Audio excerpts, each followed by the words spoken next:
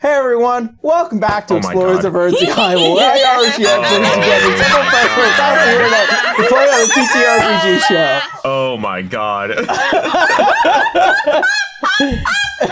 Holy shit. All sides relevant. Sweet Lord. There's a bucket on my head. I got glasses. The scaling is crazy. Wow. This is even better than I thought it would be. I love it. Seeing it all up is it's different. I had no idea. Oh I'm my dead. god. This is it. Fucking hell. Well, happy That's April hilarious. Fools, everybody. Happy April Fools, everyone! Happy April Fool's Day. I thought I was gonna miss it. Never mind. Happy birthday to me. Oh god. So today is April Fools for us, because by the time this episode comes out, it will be in time for April Fools. But yeah, all of this was done by B. Thank you, Enjoy. This is awesome. Oh, man. I've been looking at you guys' characters for like 3 weeks. Holy shit. That's so funny. I need tissues. Hold on. Fuck. Oh, man. So this was just a silly idea. I threw it at B, and B's just like, I got you. Guys, Abel has little teefies. He's got little fangs. And Yeah, Abel has fangs and Vale has fangs. Yeah, look at that. Obviously, Wolf has a bucket on his head. Yes! Obviously. Glasses, though, I can't. The glasses are so funny. I love that. I love Abel's little felt tongue. The tag, Yeah. and it's not as obvious because she's small right now, but Vale's pauldrons are spoons. Oh my god! Holy shit. Oh, I haven't heard Uzi once, by the way. Uzi, you All good? spoons are mine. All spoons belong to Vale. Yeah, and very obviously, I have returned my friend. I'm your bestest friend in the whole wide world, Dembathon. Go back, Temper Joe. I'm not gonna have a voice by the end of the game. So before we get on into today's session, I hope all of you enjoy the visual update into the poor podcast listeners. Sorry. Y'all are missing out, man. You know Listen, what I might just do? I might just edit the podcast art. You should, for the sake of For April the Fools. one Yes. episode. If this makes me want to make a Briar sock puppet. You should. Oh god. But you have to give her the scowl. Yeah, I love it. I love how she just has this deep scowl. Deep. So it's gonna be so hard to take you guys seriously this session. I can't. There's no one taking this seriously. No one. We're gonna get into such deep RP. It's gonna be funny. Anyway, We're gonna get into deep RP, and then we're gonna look over at the screen, and it's just like, oh, I might have to hide the screen. I don't know if I can keep it real. Just move another screen over Discord. I can't stare at you straight on. I'm gonna be talking about my dead son and look over and lose everything. You're wearing a bucket on your head. Like Ray-Bans. I live in a Listen giant here. bucket. Oh god. Alright, so before we get on into today's session, I'm gonna not stare at the screen right now. In terms of relatively quick announcements, nothing too much has been updated. We are getting the lore stuff together for our Patreon post relatively soon. And a whole bunch of other wee bits of things that need to be detailed. But yes, we will be getting that along relatively soon. All of our stuff is uploaded and up to date. We will not be live streaming next week. We'll be filming next week, but we will not be live streaming next week because we need to actually catch up a bit on our backlog. Sorry. No, you're fine. You're fine. Don't. It wasn't your fault. No, it's nobody's fault, really. God, I keep seeing these fucking. Don't look at the screen directly. Thank you, The asses. All right. All of our podcast stuff is up to date. But yeah, we're relatively we're gonna be taking just an uploading break, but not a production break, just so that way we can have our usual backlog like we usually do, because we're about a week ahead usually for things that aren't uploaded. So we have like something uploaded for the public, something uploaded for the Patreon, then something that isn't uploaded. Unfortunately, we're losing that for 1 week, so we'll be taking a bit of a break for uploads for just a week, and then we'll be back. And then,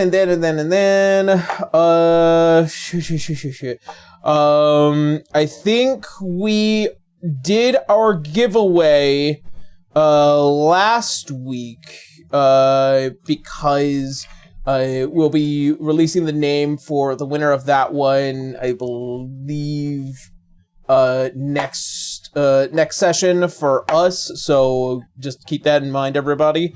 So whoever won the brand new Adventurer's Guide, congratulations. We'll be letting you know what's going on with all of that. All right. And if it hasn't arrived already, it should be arriving soon. Yeah. I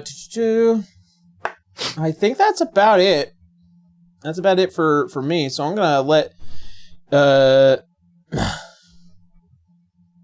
me? Yeah, I'm gonna let Kendra take over from here. Sorry, my God, I'm trying really hard. Hi, it's me. I'm Sock Puppet Cirrus. Oh my gosh! All right, so for our sponsors, we have EN Publishing, who provided the Level Up Advanced 5th Edition. That is the book that we are going to be giving away. It's so much fun. It's been so silly, but there's so much in-depth stuff that you can do for your character.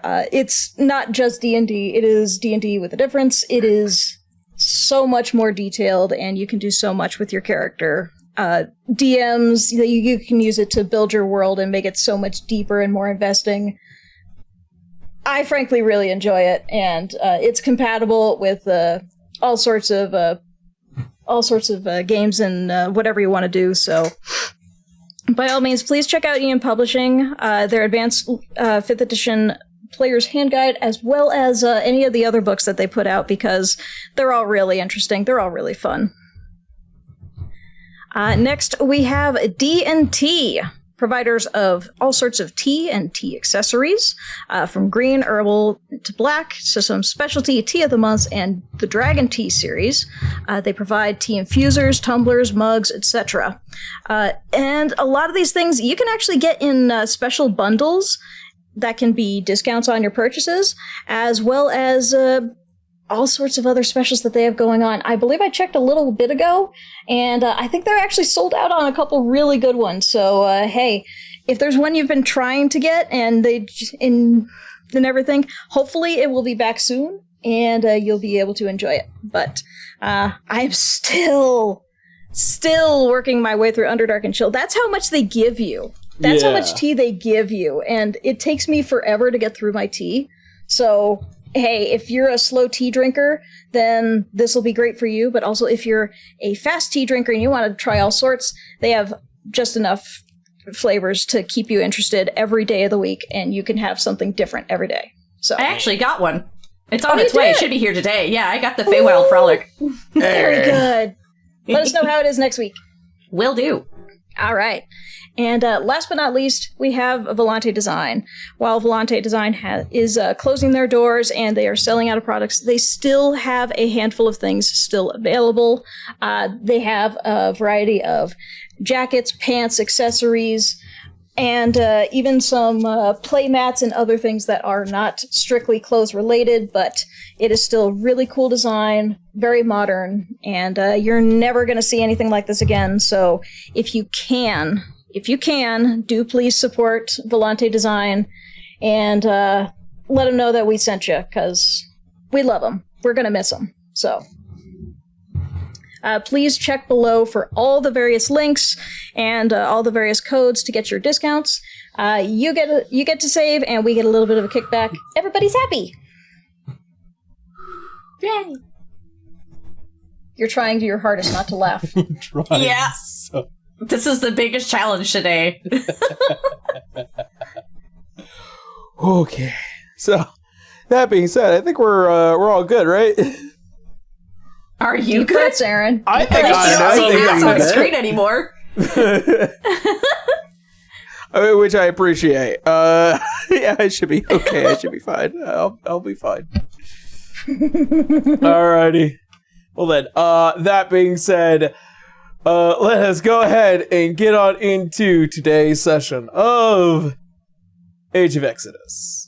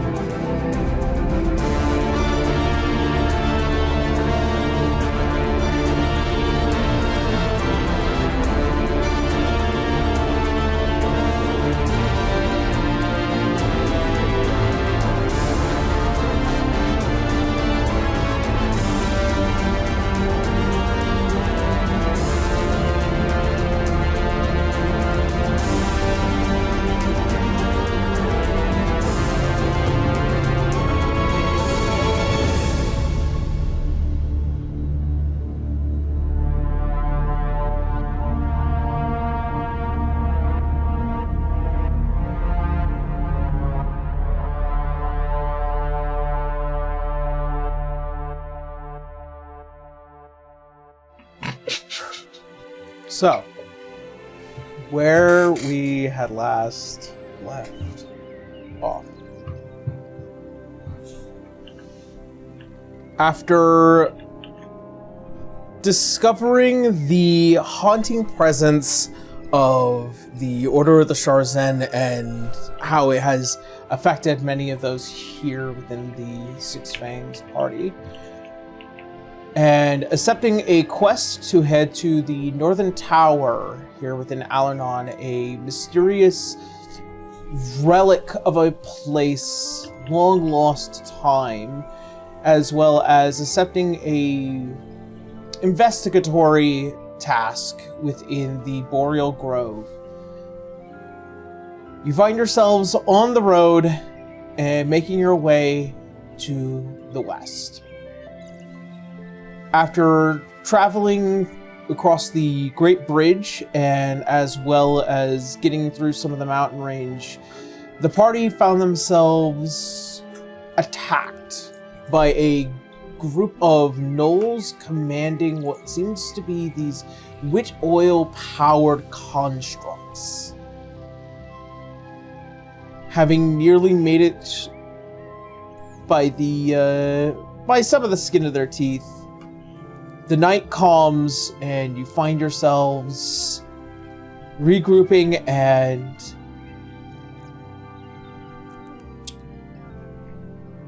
seeing what needs to be done next before moving on with the rest of the night.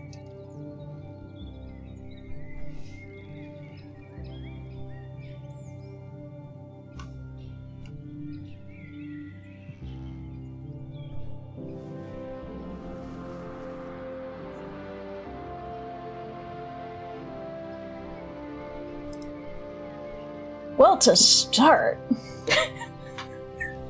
we have a traumatized Cirrus.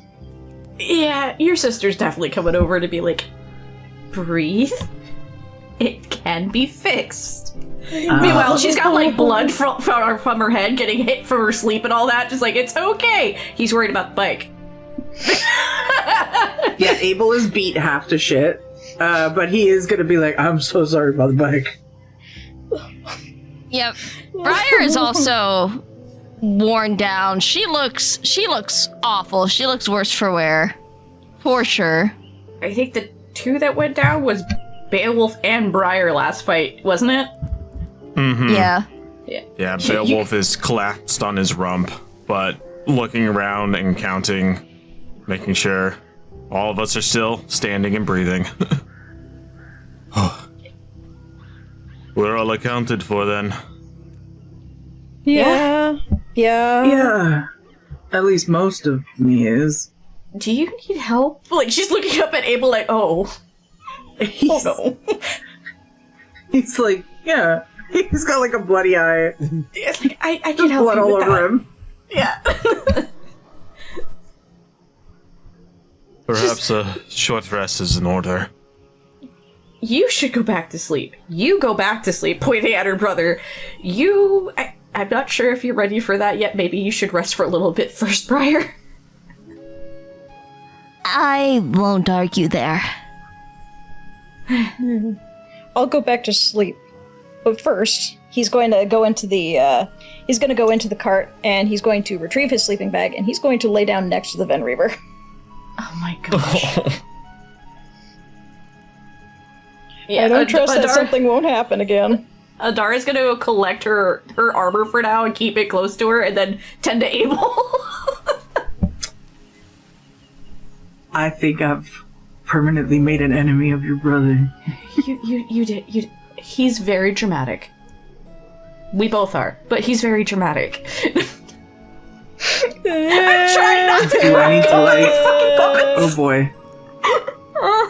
This is only her second adventure out. Get some rest and you'll be fine. It Maybe was an I sleep accident. with one eye open. I don't. No.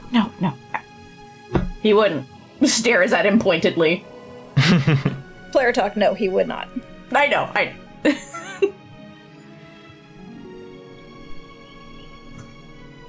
Well, thank you for fixing me up, but you don't have to pay so much attention. I'll be alright. I'll just get some more sleep. No, looking at Beowulf and looking at Abel like, you both need help. Stop.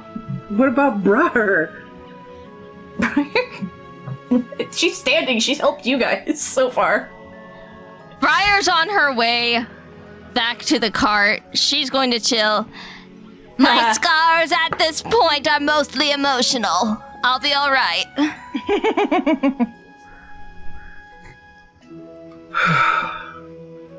Alright, I guess. Well, check on Beowulf first before you start tending to anything of mine. The tents you guys stay in are huge. She just wants to basically gonna drag both of you along. Alright. Vale, you should get some rest too. So I think Vale's... Is it Briar then Vale, or the other way around? Beowulf, Briar, Vale, Adara, Abel, Cirrus was the watch. Yeah. Okay. Yeah. I wrote it down and then I left it on dry. Essentially, TLDR is that the healer needs to rest. I can handle, like, simple little, also, like, Yuzu took a wound step checks. away real quick. Yeah. Oh. But yes, Cirrus is going to take up his post, sitting on the Ven Reaver first, and then as soon as his post is done, he's going to lay down next to it. You're not doing a post. We told you have to sleep because you drove the entire that's time. right. That's right, I forgot. I'm so sorry. Well, in which case then, he's getting snugly under, or right next to the Ven Reaver, just... Mm-hmm. Looking up at him mournfully, just, we'll get you fixed when we get back, I promise. He'll be fine. I promise you he'll be fine.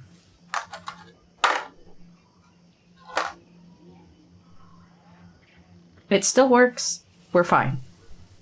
We're fine. Serious. I know. Well, I'm sure somebody's got a spell for that. If we have... Yeah, I'm pretty sure Vale has mending. Just let her rest. The hole will be fixed. The paint we'll deal with later. Abel is gonna, like, give Cirrus a side hug that's probably more painful for him than it is for Cirrus.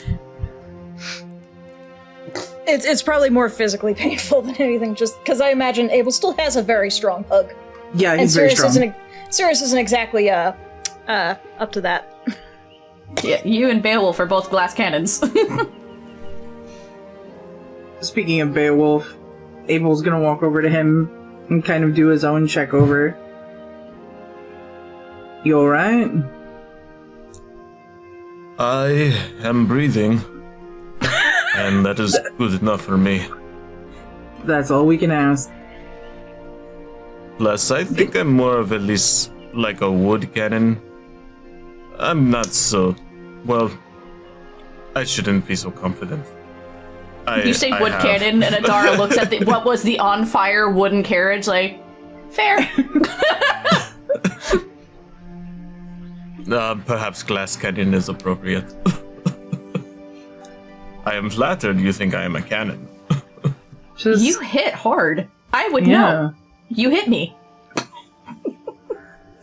I do apologize. It's a joke. I'm literally making a joke out of a situation that we survived. It's okay. Coping with humor. Yes. I understand. See? You get it. Okay, ha ha ha. You need to sleep. Ryback, I love you. It adds a bit more. ain't no fucking way! It just adds a bit more with the puppet.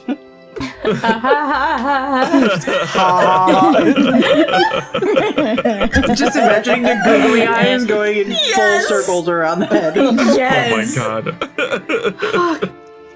Holy shit. Oh my god. Uzu's back. Adara essentially said that Vale should get some rest. The rest of, like, the healing should be okay overnight, otherwise just regular bandages. Wants to let Vale rest after all that. Yeah, any magic use can wait until morning. Yeah. Mm-hmm. We might even want to let some people sleep in just to make sure that we get our full night's rest. Agreed. Okay. Yeah, so We might be a little bit late, but if we arrive late and in good shape, that's way better than if we arrive half dead.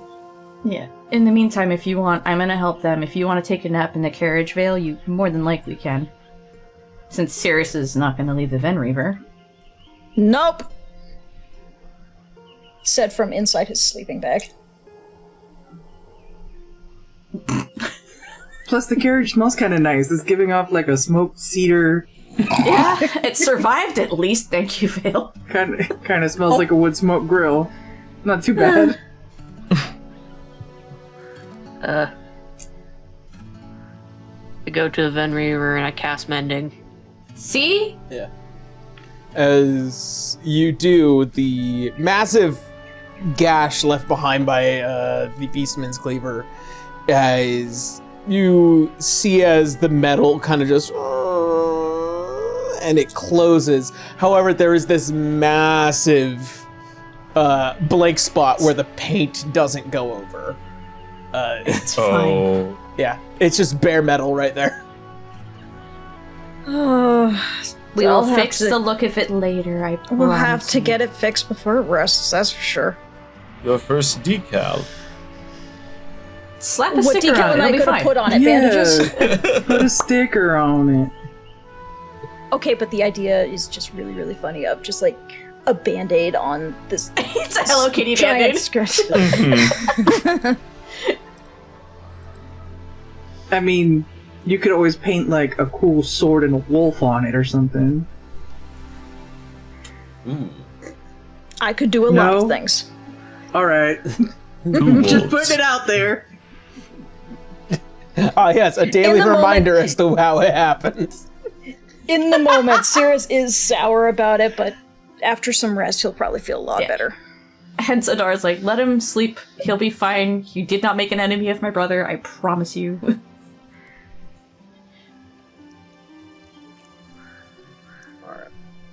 Well done.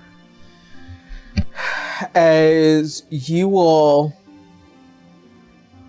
go to take your rest and the watch continues unabated, I believe the next watch is Adara. Who went before me? Vale. Because it was Vale and Beowulf last time. Okay, so we're skipping over Briar? I thought we did Briar. That's why I said I think it's... Oh. I think we were I don't on think Briar- Beowulf's watch.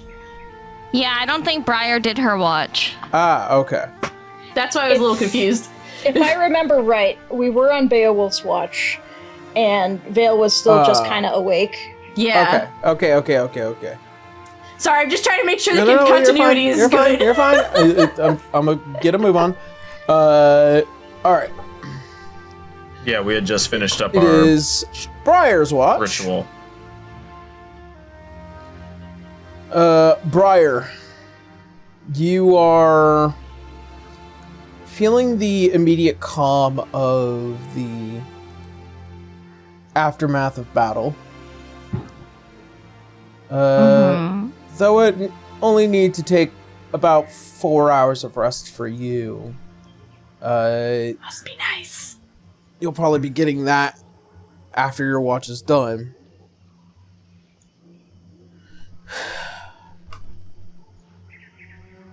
There is apprehension, obviously, given the recent attempt at collective rest. But it doesn't seem like anything is making an effort in order to come back to make another assault. Okay. But curiously, the machines that are left on ground, and then the two gnolls, as their bodies kind of sit across the road from where you guys were traveling.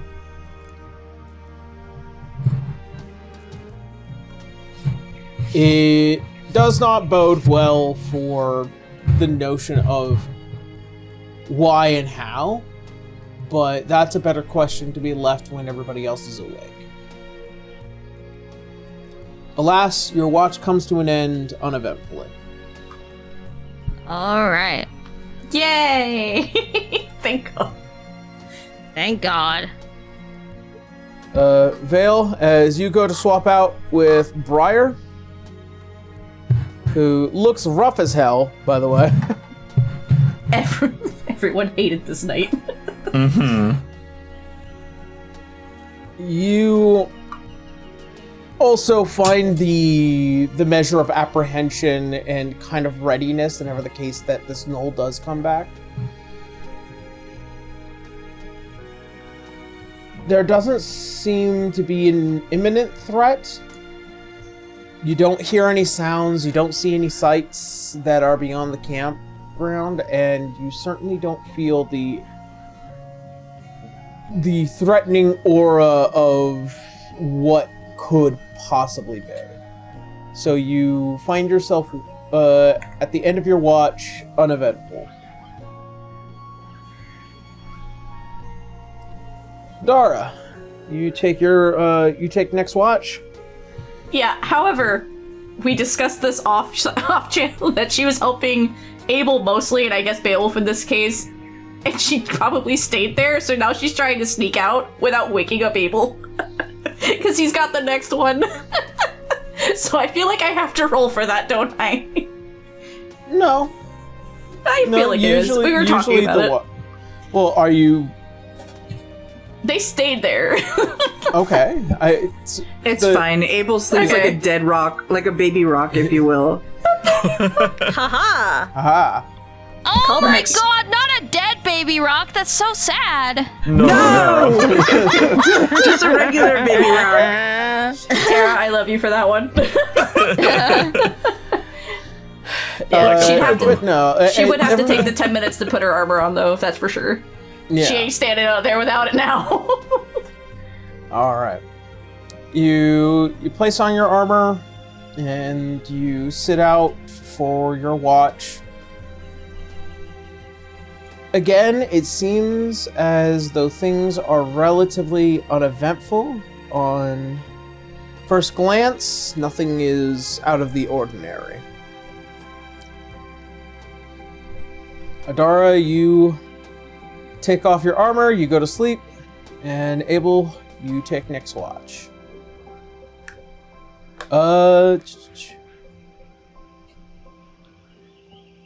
Abel. Yeah. Far, far and away, you hear the common sounds of a roaming pack of wolves that make their way from the north end of the mountain area, and they're starting to make their way out east. A common practice for them, considering that, you know, the forest on top of these mountains over the past 25 years have become extremely lush and full of high predatory opportunity. You know, there is a word for that called game. Yeah. Are they close enough for me to speak to one of them? Unfortunately, no. But you do hear, like, the general sounds of a pack kind of making their way around. Okay. Then he's going to kind of smile to himself, make sure that they don't come too close to the camp, and say, "Have a good hunt, boys."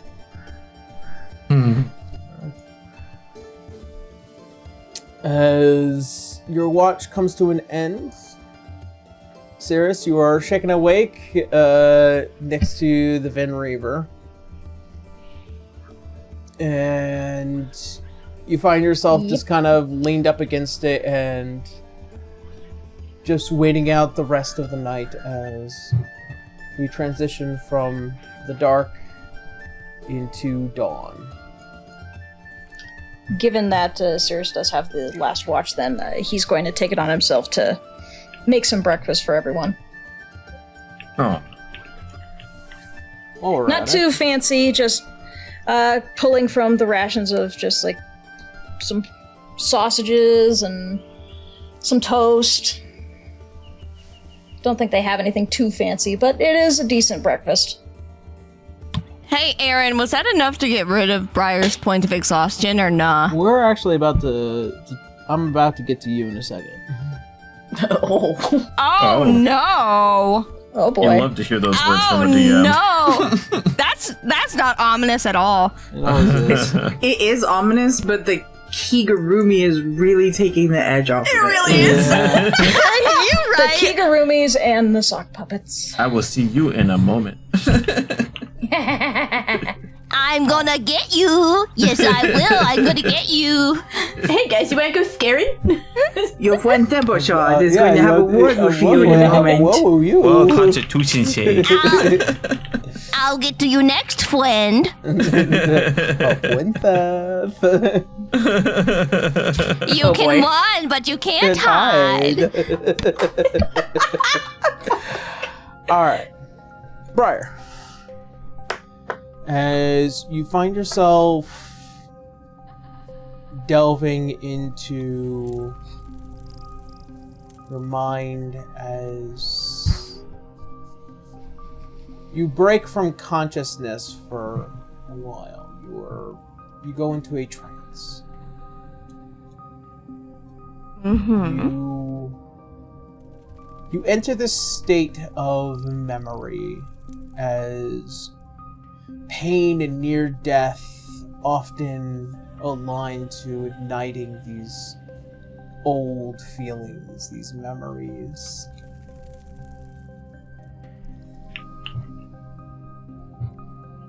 You find yourself within the freshly built and well-established Winter Duchy before it found its independence. Your mind walking along the halls and seeing those who have come before you and their portraits that line the walls.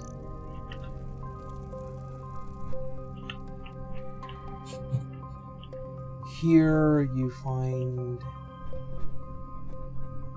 a a tall figure, much taller than you are. Only this time, instead of Fenrir, you find a different shape. A more feminine and thin, as well as the kind of long, wild hair that you have, only kind of tied up in a single ponytail towards the back. Much of her outfits is similar to yours, that of the Guardian Duchy's design. As you try to look at the face, it feels like it is lost and blurred. It is long, long since a face like that can even be remembered.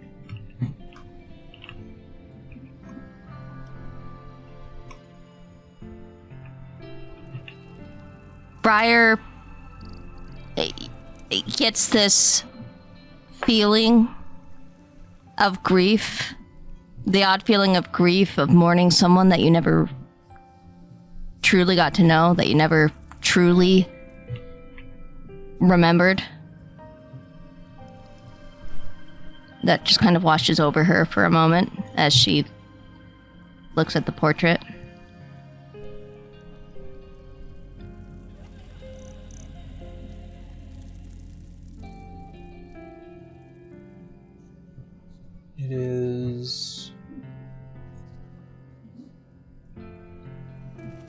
It is solemn as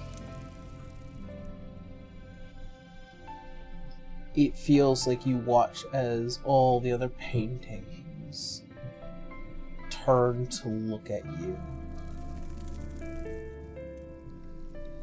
The cold isolation.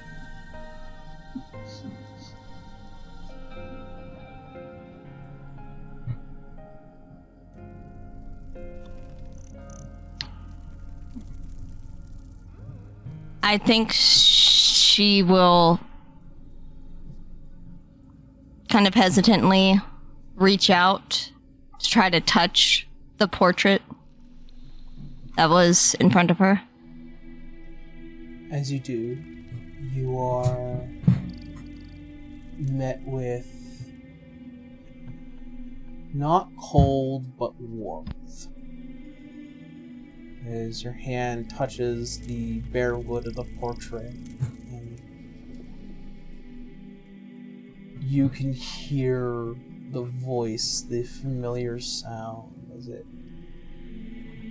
kind of just reaches over your shoulder. I remember her well.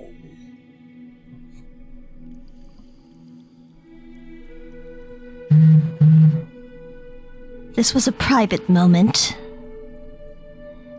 You always intrude.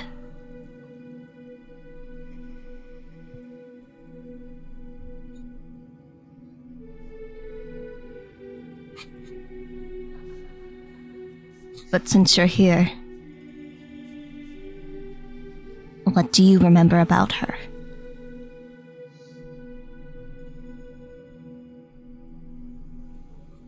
We became bonded. She tamed me quickly. She knew my fangs and claws and all their strength. She stood exactly for what many of her kind wanted, that they desired.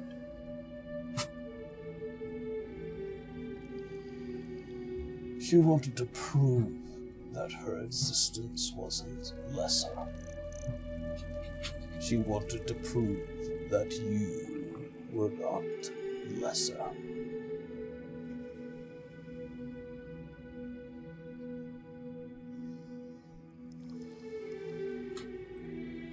She was strong.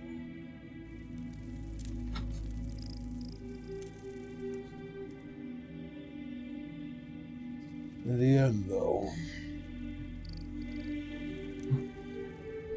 she was still not Arch-Fae.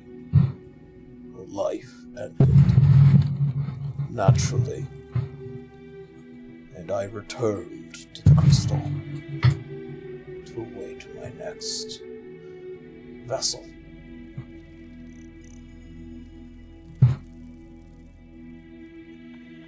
She was loved.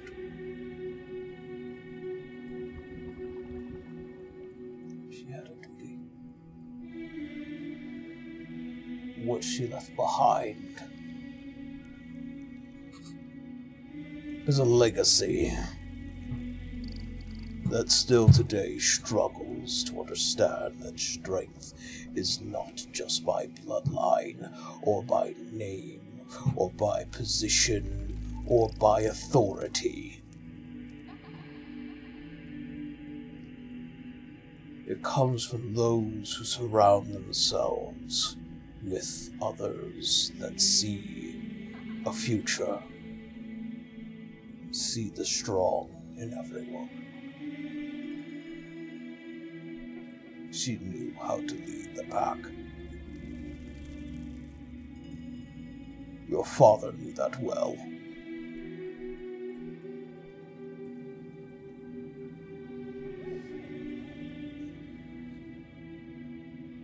He did.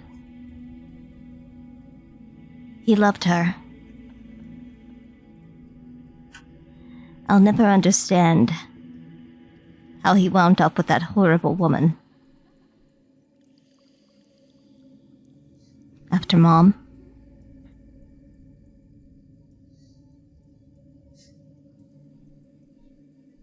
Your mother did not want this for you. You and I were never to be bonded. That was her request. She did not want you to be a weapon. She wanted you to be a leader.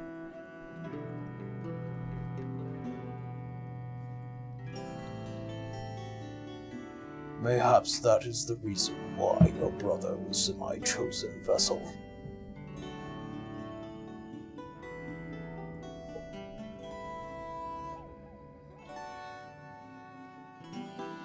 It doesn't matter what she wanted anymore. Dead people can't make requests. And I'm here now. And I'm ready to talk to you.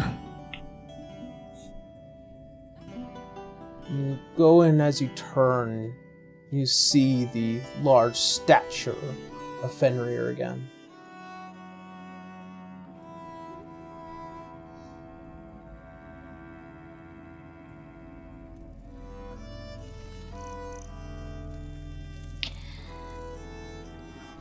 She just kind of takes him in for a moment before saying, "First of all, I have a question. I need to know what you know about other primordial spirits."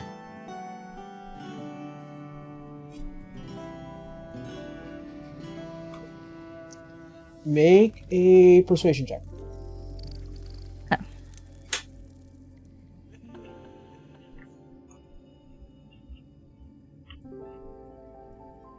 19. Nice. Very good. Okay. You see as he pauses before realizing the look in your eye. Determination. That you're willing to talk.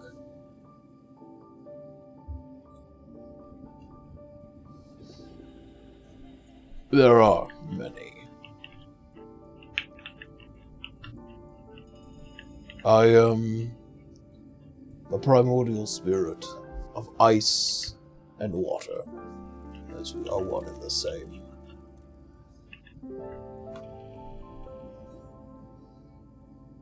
There is one that represents each particular element across the star on that is preeminent to the nature of power, strength, pain, and life.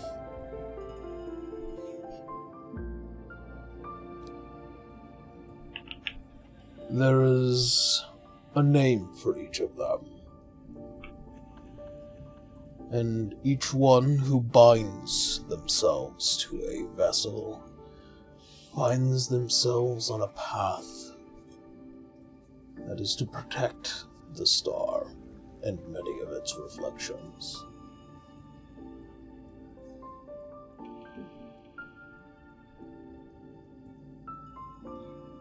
Do you know where they are? And how many are already bonded to a vessel? I cannot detail the explicit location of each primordial spirit, as some might even desire to hide themselves. But I do know their names. I do know what they represent.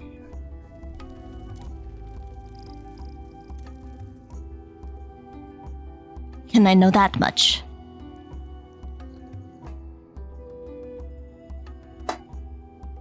First, there is Zatara, the Lightning Blessed. There is Claves, the Firebrand. Anima, the Soul Seeker. Solomon, the Ulta Magi.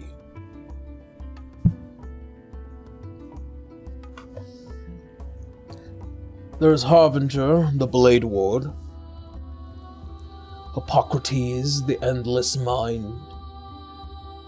Tharash, the Resonating Reaver. There's Chaimil, the Blossoming Dance. There's Obshak, the Void Hunger. Raphael, the Majesty's Pinnacle. And Vlaketh, the Hammered Justiciar.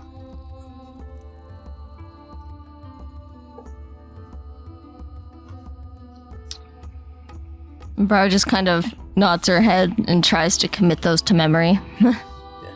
I'll send the list, the short list later. Thank you. Thank you. Yeah. That'll save me in the notes.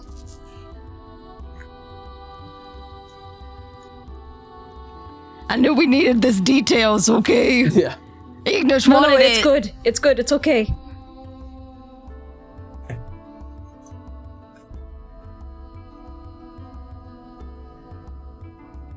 Thank you for sharing those details with me. As far as me being your vessel,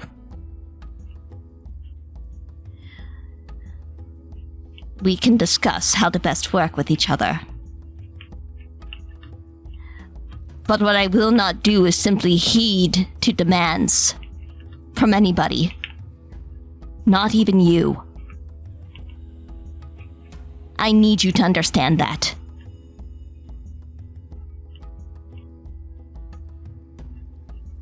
You see as the figure, as he kind of just lowers his face down, almost as if he kind of just leans to your height.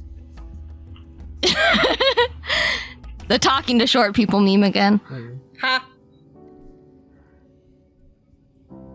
Do you know what is the difference between a horse and a king?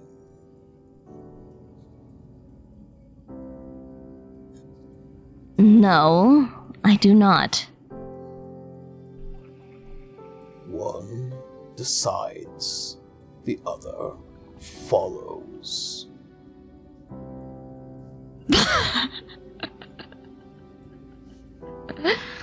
Which are you?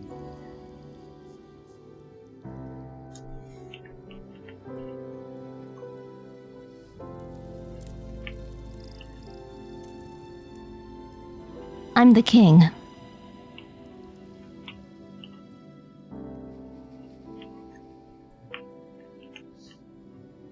That is yet to be seen.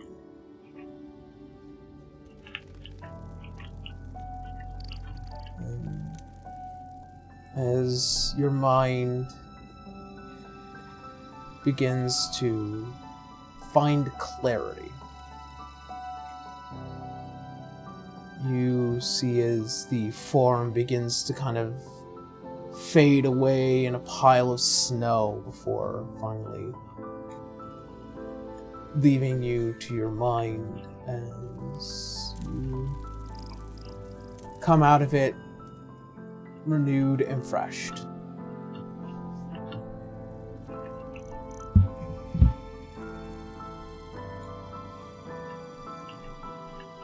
Does that mean I can get rid of my fatigue? Yes, you can. Yes, you can. Cool. And you also Hooray, lose. thank you. Yay! You also lose your death rolls as well. Everyone, take a long rest. Woo! I'll just touch up my spells here. I get all of my techniques back. Yay! I get on my Literally head had back. to breathe the entire fight to stay alive. All right. As the dawn breaks to the north, you find as light begins to crawl across the lands of Alernon, a new day begins, and travel onward is possible.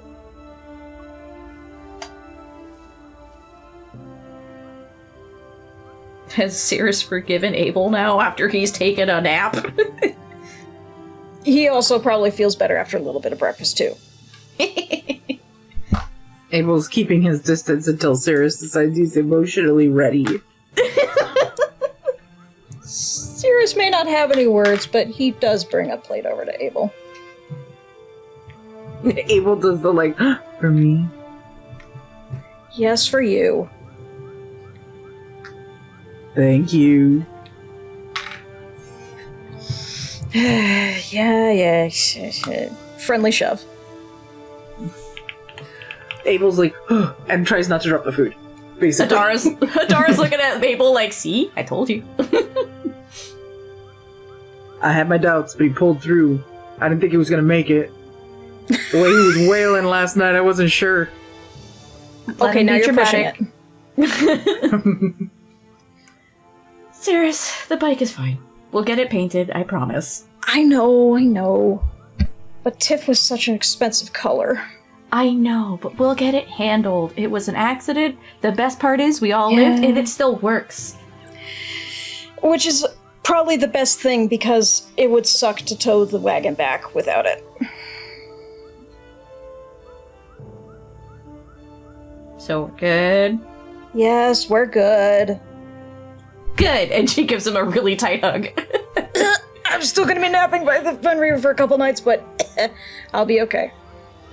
Abel pats Adara on the shoulder a little bit, like, thank you for getting me out of this one. You guys did that on your own. I just keep him in line at times. Mm-hmm. I just keep him in line and times. Oh, okay, you know what? He gets up with his food and leaves. I'm not gonna stay here for the sibling fight, that's fine. We're not you gotta get fighting, in and trust start me. sticking your tongues out at each other, I'm gonna head on out. Oh, we're the furthest thing from fighting right now.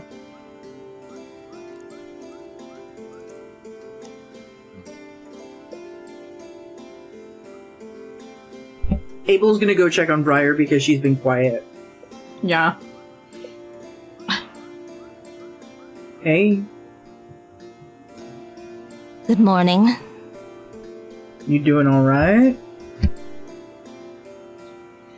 Well, I had another visit from Fenrir last night.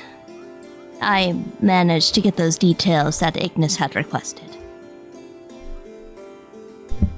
Well, that's good. Worried about you. You went down hard. Is that how you were able to talk to Fenrir? At this point, I think he just comes and goes as he pleases. Fair enough. Did you get something to eat? Briar has like a small portion of what Sirius made. Abel So, looks like, at it kinda- and like slides some of his eggs on her plate. Aw. She'll like kind of look away like bashfully. You didn't have to do that. You went down hard. You gotta eat or you're not gonna get better. You got hurt too. Yeah, but I'm built for this. And I'm not. What are you trying to say? I'm trying to say you got hurt and I care about you. Is that so bad? She puffs out her cheeks and like crosses her arms. Well, You just told me you had a bad dream about your nightmare bully yeah, and he- well, and you didn't get good sleep and you got your ass kicked in the middle of the night just like I did. Something, something, something. Don't want to get involved in sibling argument. Okay. Yep. Points at two her act plate more like with a siblings than fork. we do? He's like, eat another egg and shut up. she puts like one of the eggs back on his plate. You need to take care of yourself. You spend more time worrying about other people than you. Half that egg is frozen, by the way. He looks at it, he's like, I can't even eat it. He I cuts can the make frozen part off, more. puts it on her plate. They're fighting. Adara and the Sirius just share glances like, Yeah, I think they're gonna be okay. they'll be fine.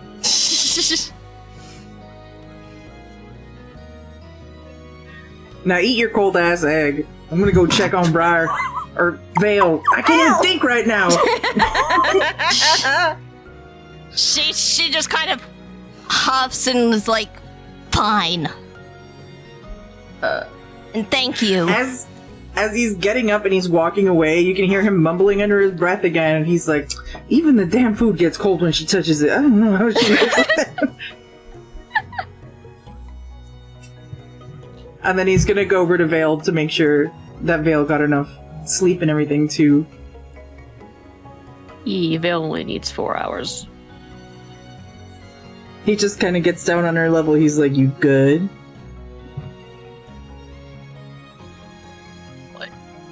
Why are you squatting like that? Because I like to look at your eyes. That's not how you talk to short people. Not because she's short. It's because I'm tall. I slept fine. How are you? I'm good. I'm just making sure everybody's okay. You know I do my rounds. Mm-hmm.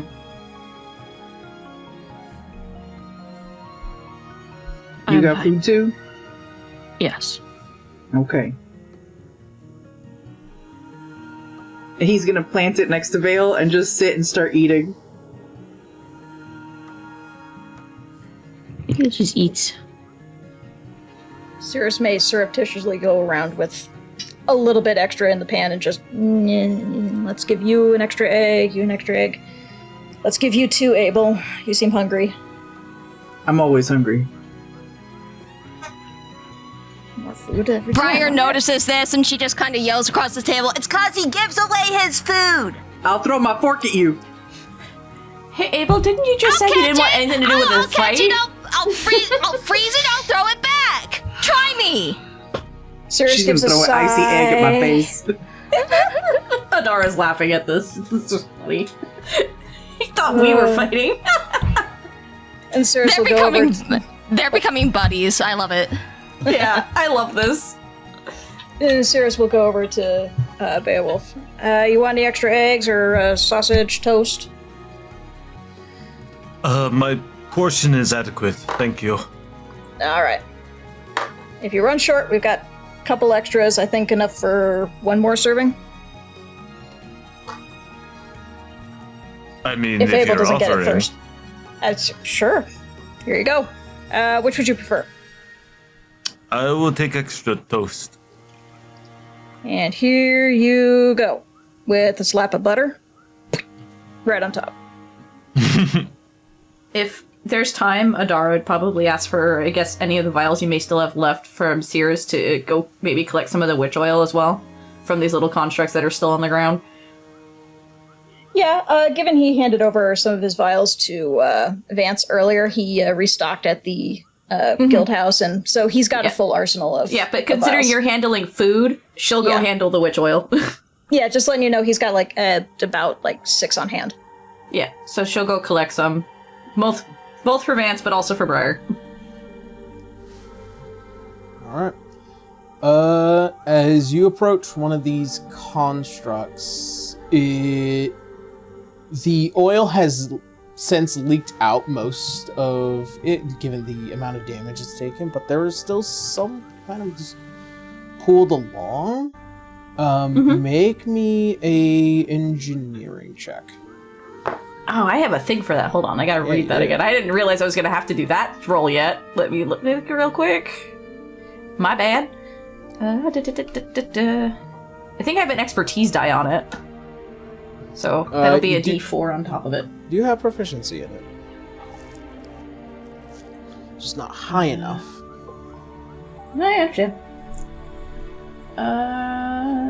16 plus. I guess proficiency makes it a +2, so 18. 18, okay. As you begin to kind of take this construct part by part, it does seem like it was using some form of manipulation in terms of its technology to use witch oil as a weapon, just as much as it was using it for defense. As you begin to inspect, there does seem to be some kind of, heart-designed engine for this creature, as... She'd probably take that for Cirrus, then. Yeah. As you pull it out, you do see that there is about just as much for about 3 or 4 vials of witch oil left inside of it. Alright, so she gets a few vials of witch oil and the heart, then, I'm assuming. Yeah. A construct engine, if you will. Okay. For now, it's gonna go in my inventory, but yeah. Yeah. And then, as you do pull it out, pretty much of the rest of the machine, especially the oil that was kind of, holding up against it, kind of begins to fall off as if it's hydrophobic to its own design, just into the ground. Huh. So she got 4 vials, right? Yes. Okay, cool. Alright. Weird. Not surprising.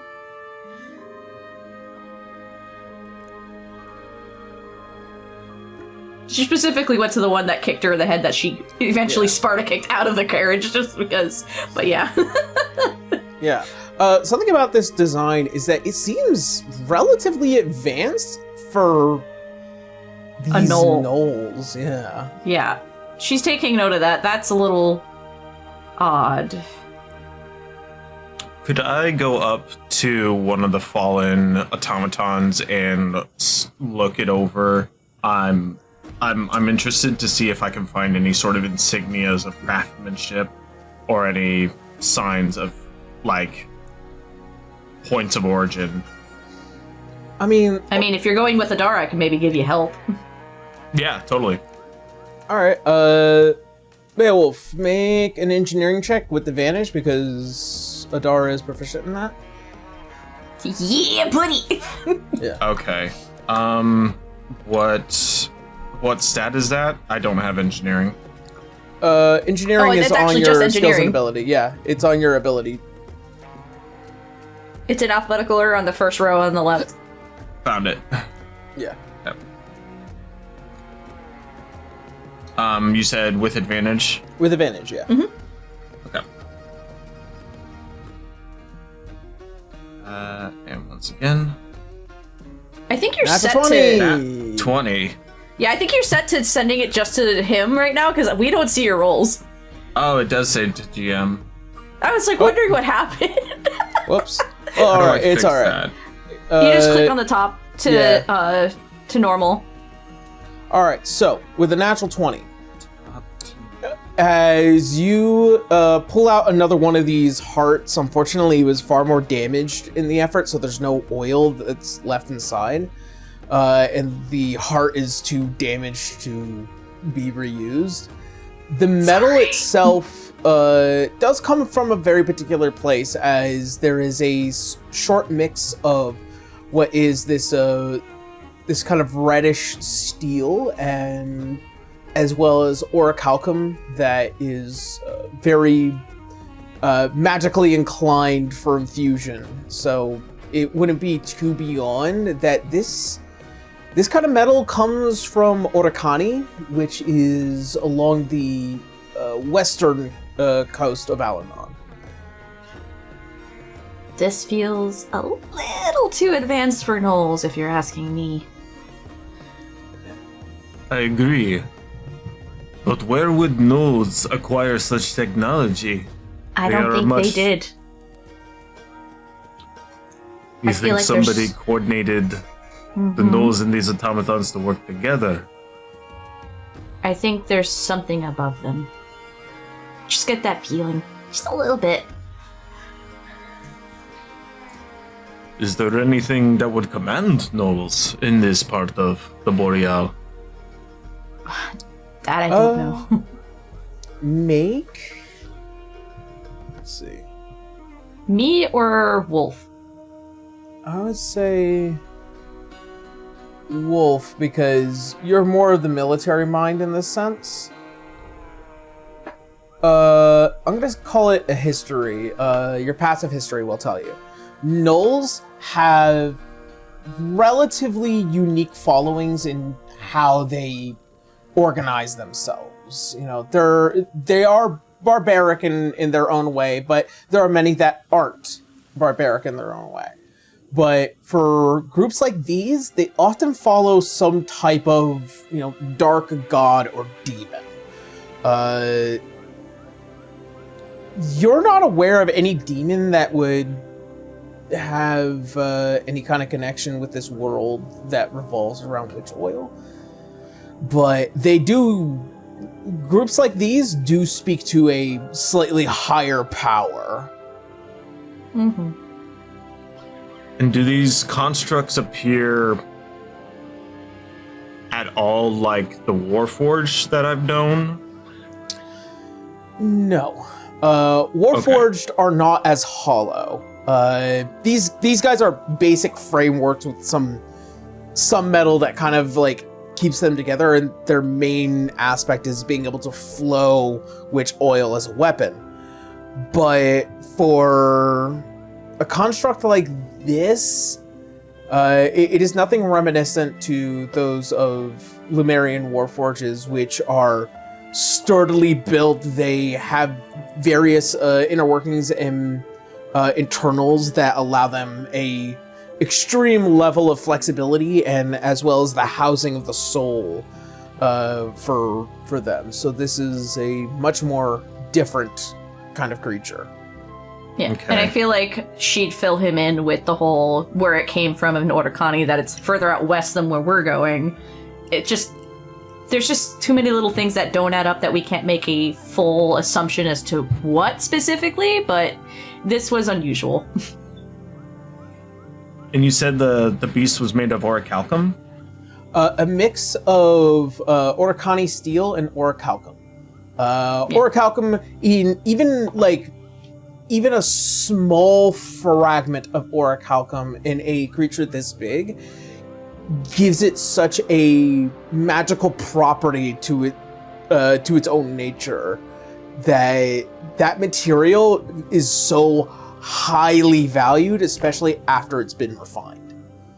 And that's why I grabbed the heart. Yeah, it's more unstable when it isn't. Yeah. Give Cirrus and I a little bit of time to crack at this, and we might have maybe a few more answers, but for now, I don't think this has anything to do with maybe cult stuff that we were dealing with earlier. I think we can still breathe. It just really sucked. Mm-hmm. Whoever is organizing these attacks has quite the resources. Seems so. This is very expensive.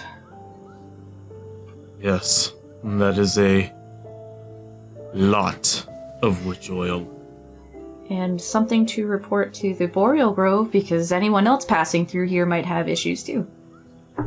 This might have something to do with the request from the Grand Magus. Maybe so, Dad. Hmm. Alright.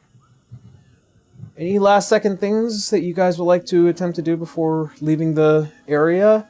As Nope. I would like to also note, a carriage is beginning to pass by.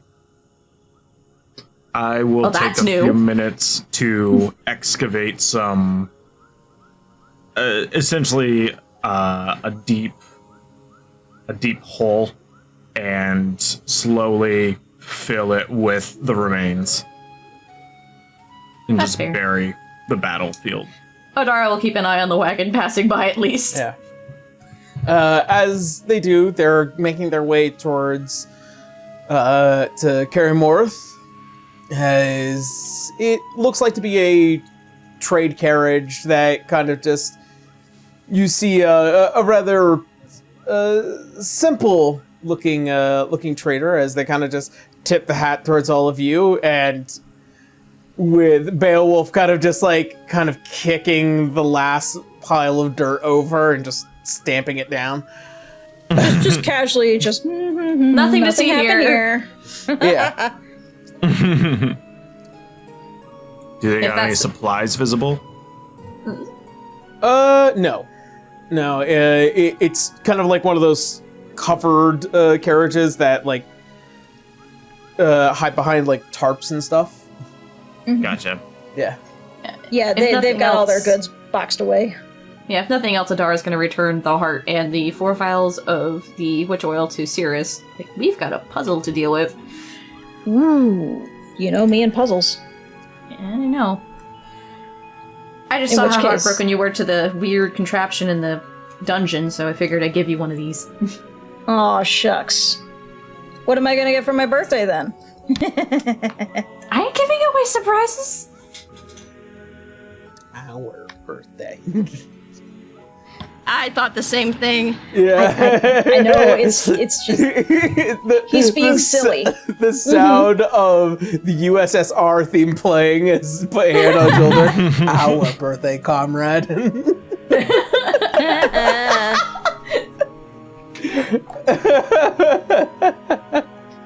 But Adara would also give the findings to Cirrus, and I guess the group that, this was a little too oddly advanced for just simple gnolls, considering how expensive these contraptions would be.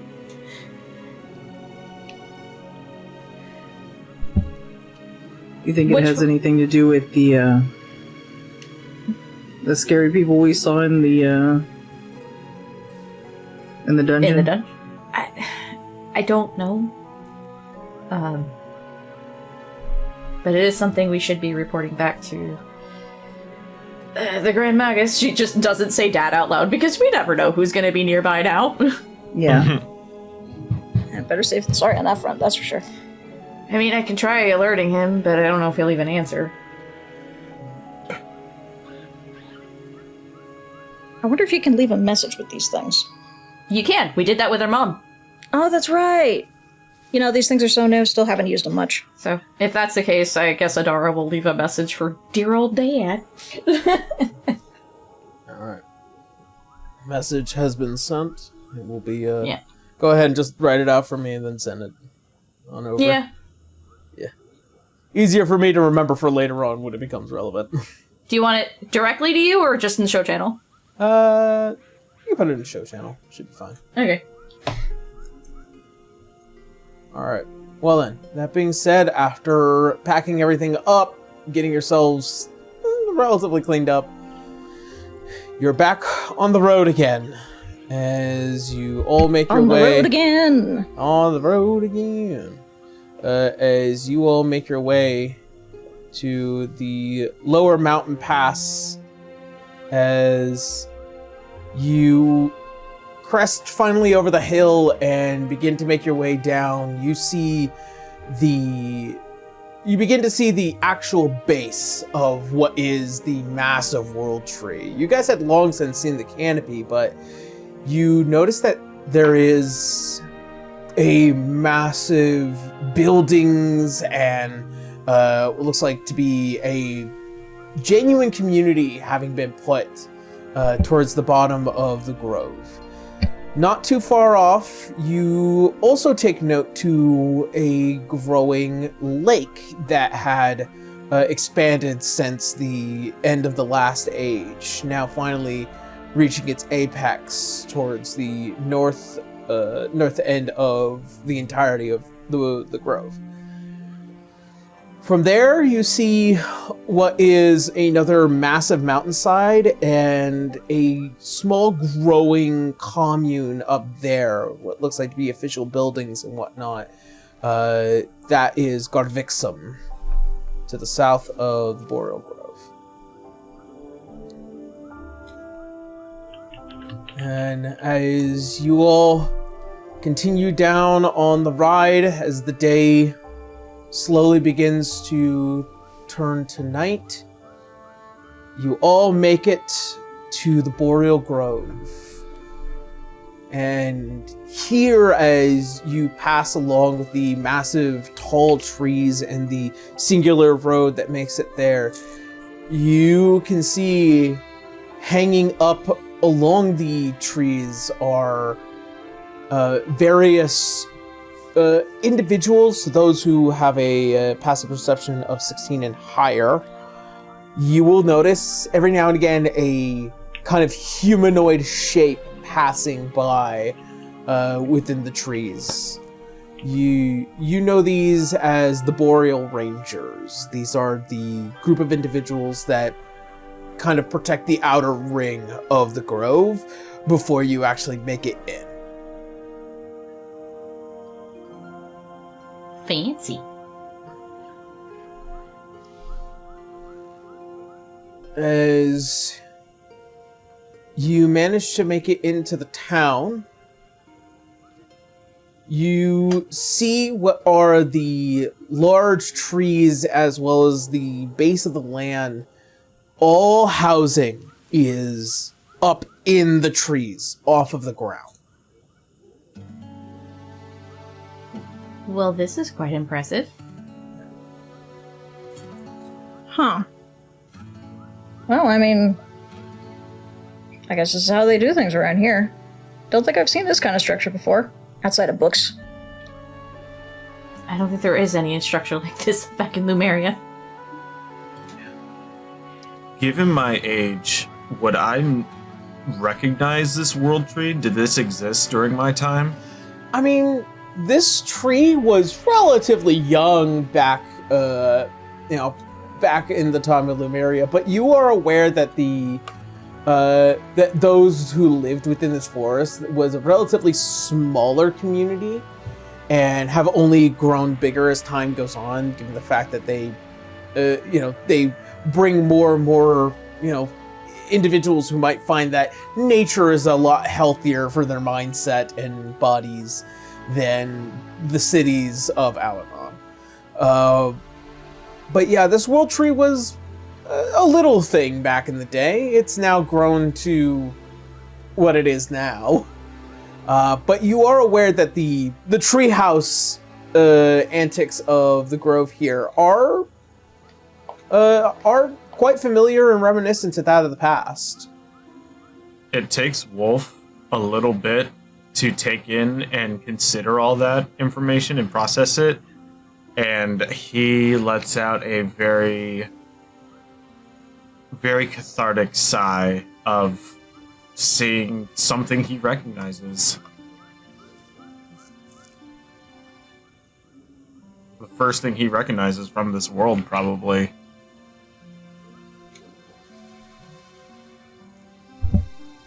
I'm glad. That was a big sigh. You good? Oh, It's nice to see some parts of this world go unaffected by the march of time and the wars that it brings. This was What like does- this when you were around? Oh, much, much shorter. It was merely a sapling, no higher than a sequoia. Still, this is... I'm very relieved.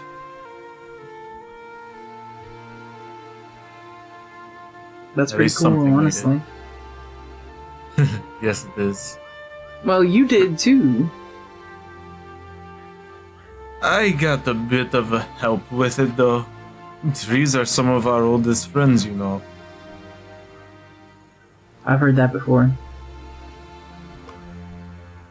I do not know much of the druidic ways, but I do know that they're right about plants and this world. Briar kind of smiles at that. Speaking of Briar being the token druid, does she sense anything specific about the tree?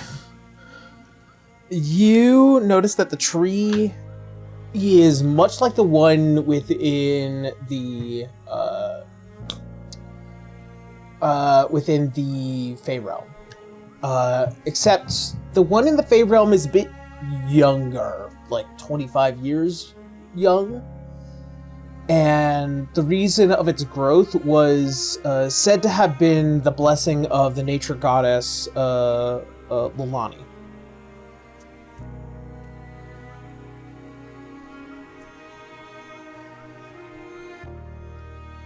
This world tree is even older than the one that I knew in the Fey Realm. They have one there? They do. We were blessed by Leilani. That is wonderful. I must visit this Fey realm someday.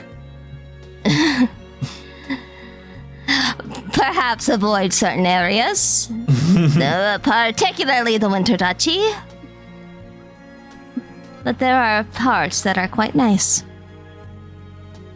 You are aware that those who have a very deep connection with the World Tree are equally known as guardians. They have an understanding that these trees are said to give you the ability to traverse to different reflections and realms of the star.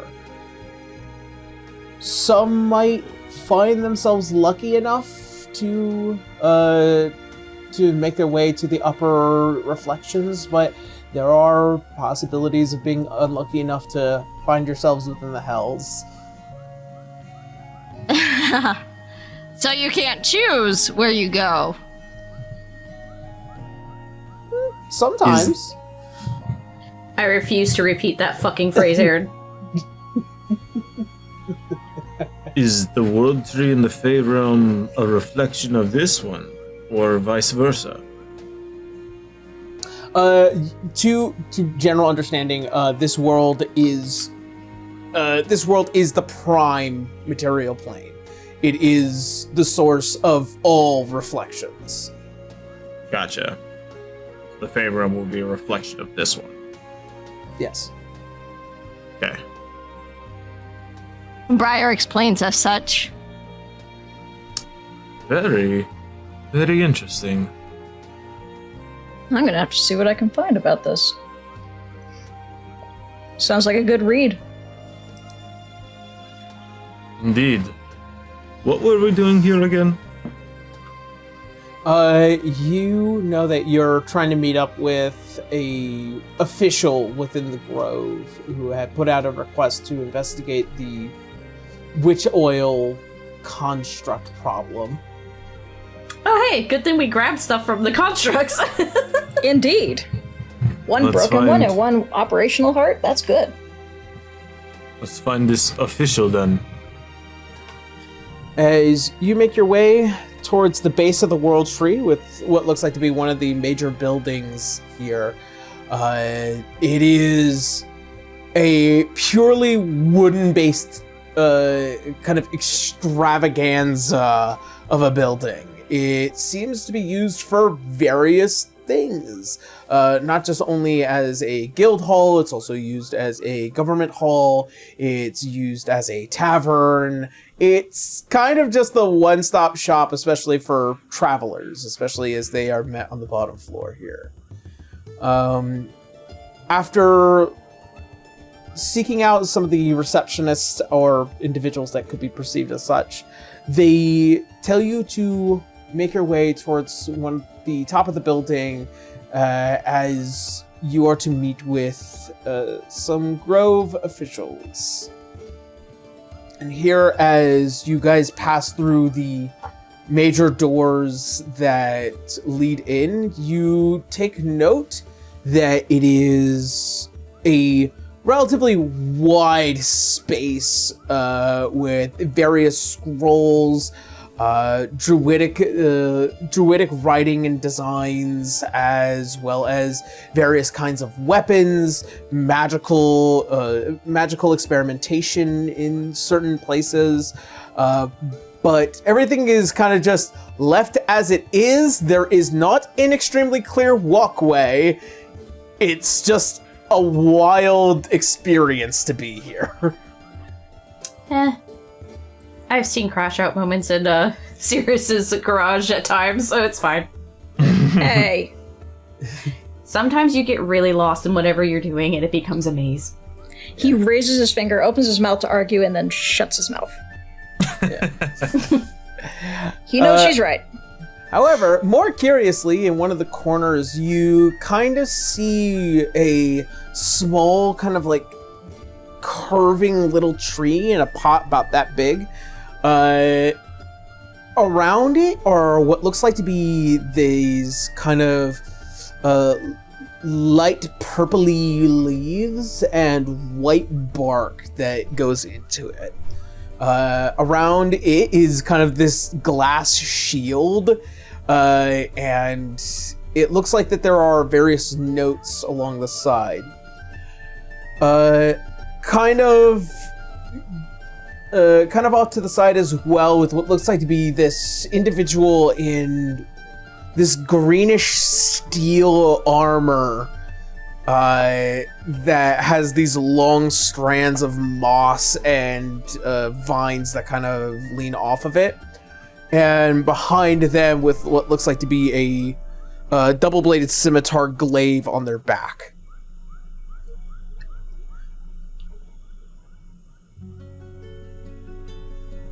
Do they look like the official, or are they just a guard? They look more official than everyone else. Huh. I think we should be handing this into them, then, I guess? It's like they're holding this heart in their hand, like, where do we bring this?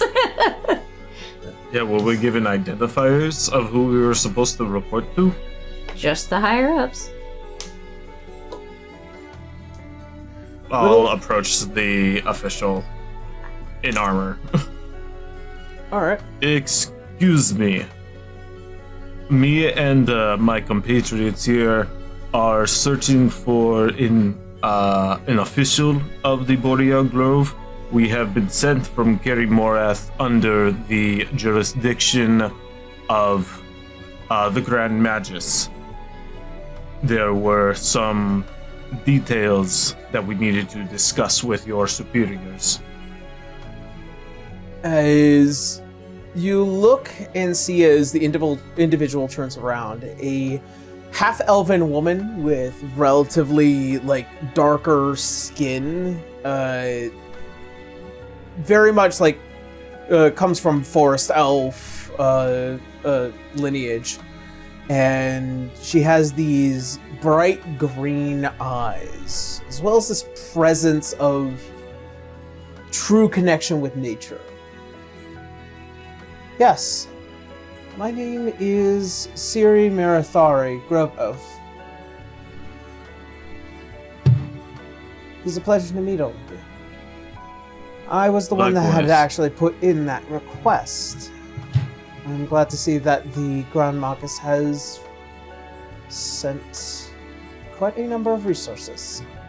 Oh, together we're part of the guild called the Six Fangs, just as an official understanding. I see. Well then, Please, take a seat wherever you like, and I'll get to explaining what's going on. Cirrus will probably look around just very carefully, just like, okay, don't step on the papers. Not on that. I'm gonna grab some chairs. Don't touch that. Don't touch that. that. Okay. Are we outside or inside? We're You're inside. Yeah. Oh, okay. As all of you kind of just like trying to like find where not to sit. And then after finally just like collectively getting close together, she leans on the edge of her desk. Right. So let's start with what you all already know. Gnolls and constructs that have witch oil and a very expensive metal. Of which we managed to secure 2 samples of these. Place the heart on the desk that they managed to somehow get out. Probably both the functional and the non-functional one, as well as the vials. Mm-hmm. The constructs in question seem to be made of Oricani steel and have trace amounts of orichalcum. Seems a little too advanced and expensive for gnolls. We Just believe someone must be organizing them. Just my thought as well. Fortunately, given the current circumstances that we're dealing with in our northwestern, not allies, certainly not compatriots, and can't say that there are enemies yet, but their encroachment, especially with Ordovheim, has caused us to become a bit more alert with their behavior. They've been making a lot of unusual actions, especially in the north. So our rangers have become more preoccupied in dealing with the greater powers that be.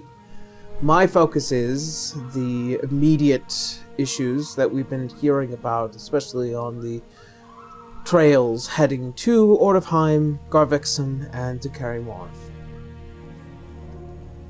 Several Gnoll attacks have been taking out our caravans, and many of our rangers have lost their lives due to these attacks. The issue is that I don't have enough in order to investigate, so that's why I put in a request for the Grand Marcus. I've managed Sorry. I managed to at least narrow down many points of attack, and she unrolls the map and she shows you every major choke point, with the exception to the north end of the Boreal Grove, heading to Fort Rothschild. Oh, okay. Sorry, I see it now.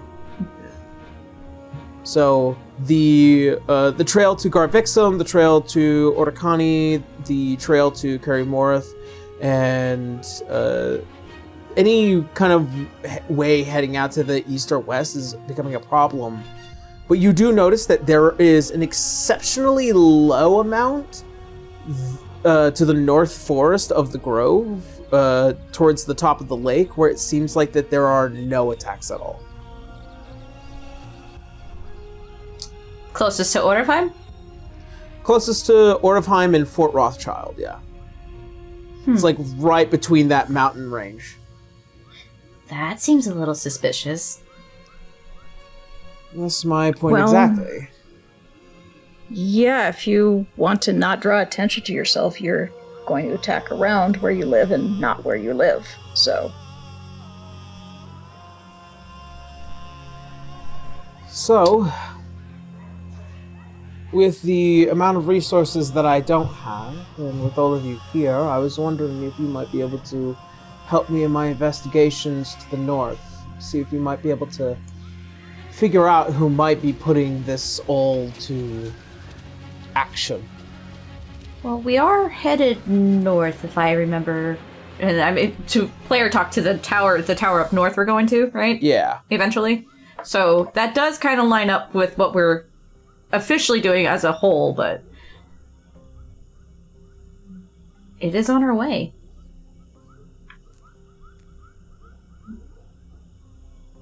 You want us to investigate the Analyze Summit? No, Annalise Summit is not our jurisdiction. That's Ortofheim. Our concern is to the north of the Boreal Grove and along the lakeside. Along the lakeside, I see. So, heading in the northern direction to see if we can further suss this out. Correct. Okay. I'm looking too far north.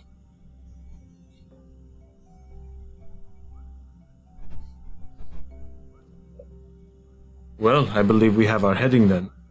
Well, we are a group, and she'll look at the rest to see what they think on this.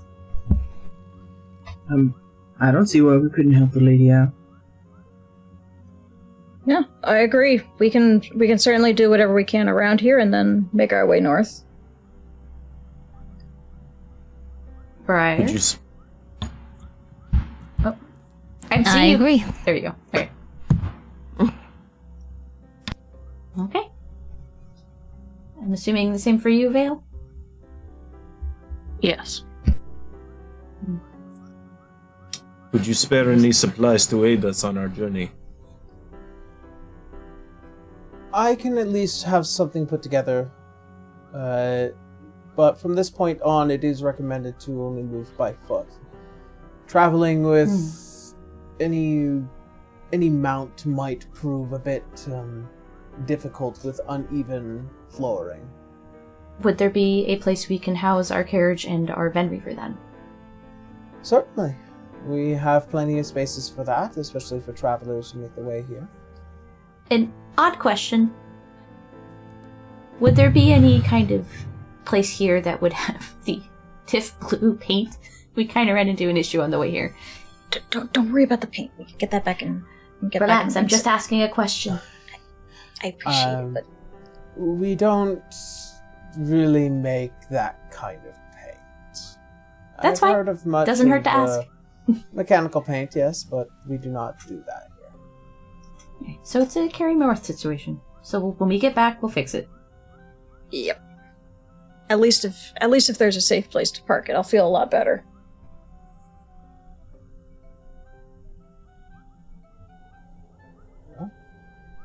Well then, we'll make some arrangements and we'll waive any fees, considering that you'll be here for quite some time if it comes to this. But for anything moving forward, you may report back to me with what you find.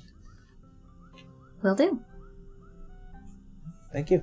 Oh, would you by any chance happen to have one of these? He holds out the Echo Stone. It will make it much easier to reach you in case we're too far off to send a message. I unfortunately do not, but as she does a kind of slight whistle, you don't see as kind of like popping out from behind some of these shelves a very raggedy looking hawk as it opens its wings up and then flies down, and she makes their way onto the metal arm. They should be no more pigeon. They will be more than capable of providing me whatever information you can from far off. As she kind of lets it fly off, and as it hovers over all of you, you may refer to it as Alana. Alana. Okay. I promise not to kick you, Alana.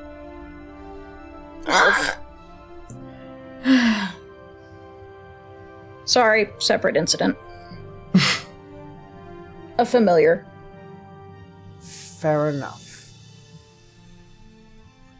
And with that, a thankful bow and a waved dismissal.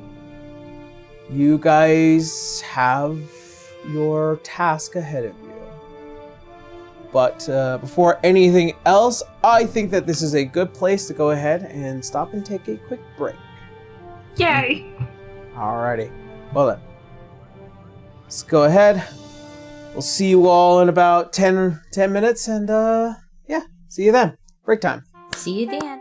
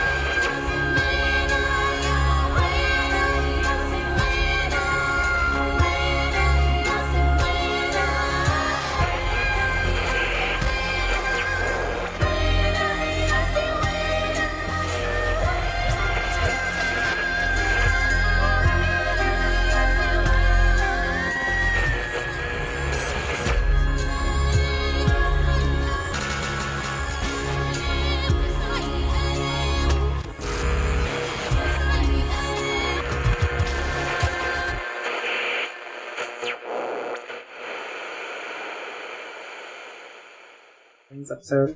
Yeah, Nope. no, not once. All right. Welcome good back, reason. everyone. All right, now that we have returned, let us go ahead and go on into the rest of today's session. There we go. So, as you guys make your first full night here within the Boreal Grove, you find yourselves just taking the night of rest, as well as taking any moments to kind of make your way around town and collect any information, or perhaps do some shopping if it so pleases you. But you're free to roam the grove for the night. Cyrus is more than happy to do some looking around, seeing what kind Yeah, of Adara's gonna magical things. explore. Because, like, again, baby's first time out of Lumeria. Yeah, he's very eager to see, just like, okay, what do these magic shops have in store? Yeah, Briar will also explore. She's probably going to some kind of bookshop or a library. Adara's getting food components because, listen, new places, new food, let's go. Plus, we're gonna be on foot for a while, so at least good food needs to be there, so. Yeah. Yeah. I think Abel will stick with Briar just because he's uncomfortable with the party being split without certain things. You mean the tanks being with the squishies? Yeah, the tanks being with the squishy. It could be that. Okay, we can divide into 3 different groups. So we have Briar and Abel, Adara, and what you feeling like, Beowulf? You want to go with Adara or? Sure. Yes. Hello? Okay. Okay, there you are. Yeah, just wanted to ask, did you want to go with Adara? Did you want to go with Cirrus? He's gonna go shopping.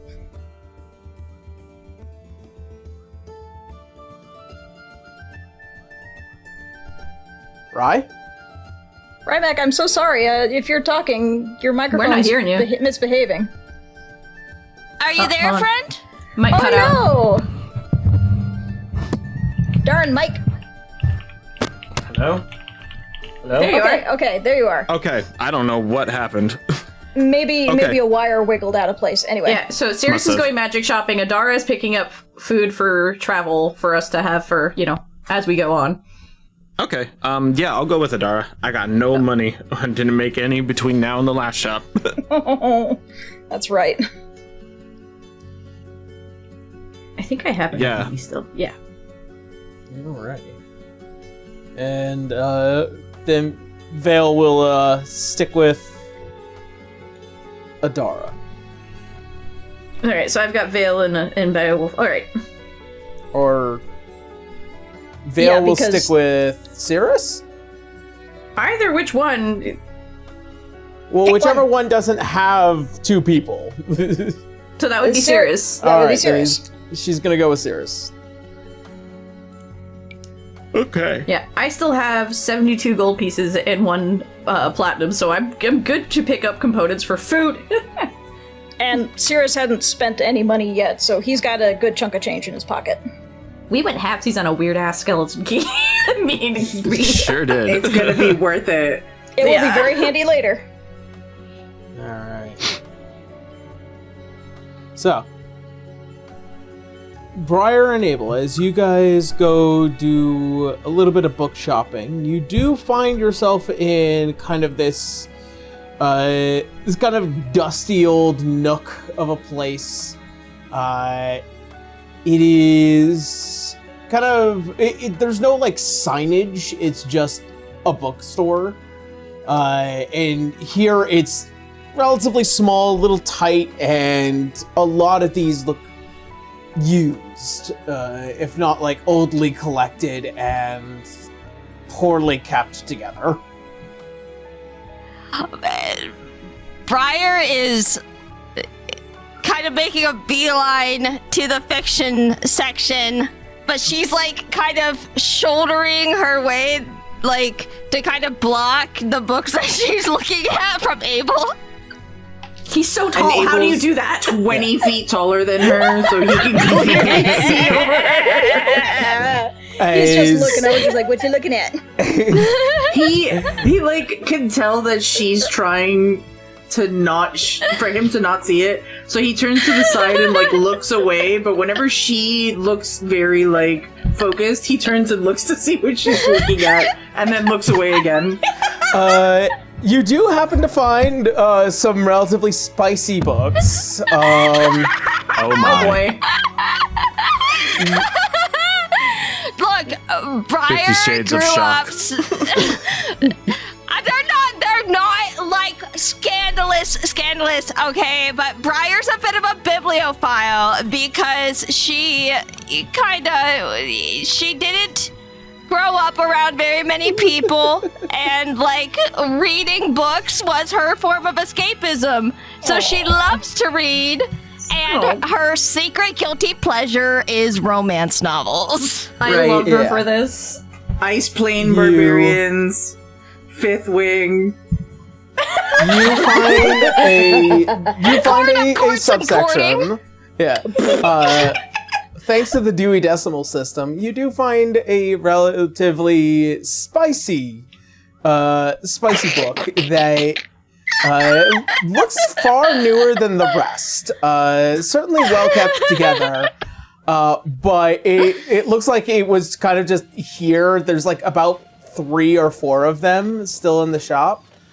As you pull it off, you see with what looks like the loving visage of a tall tiefling man with curled horns and red skin, while there's just this caressing red-haired witch of a woman.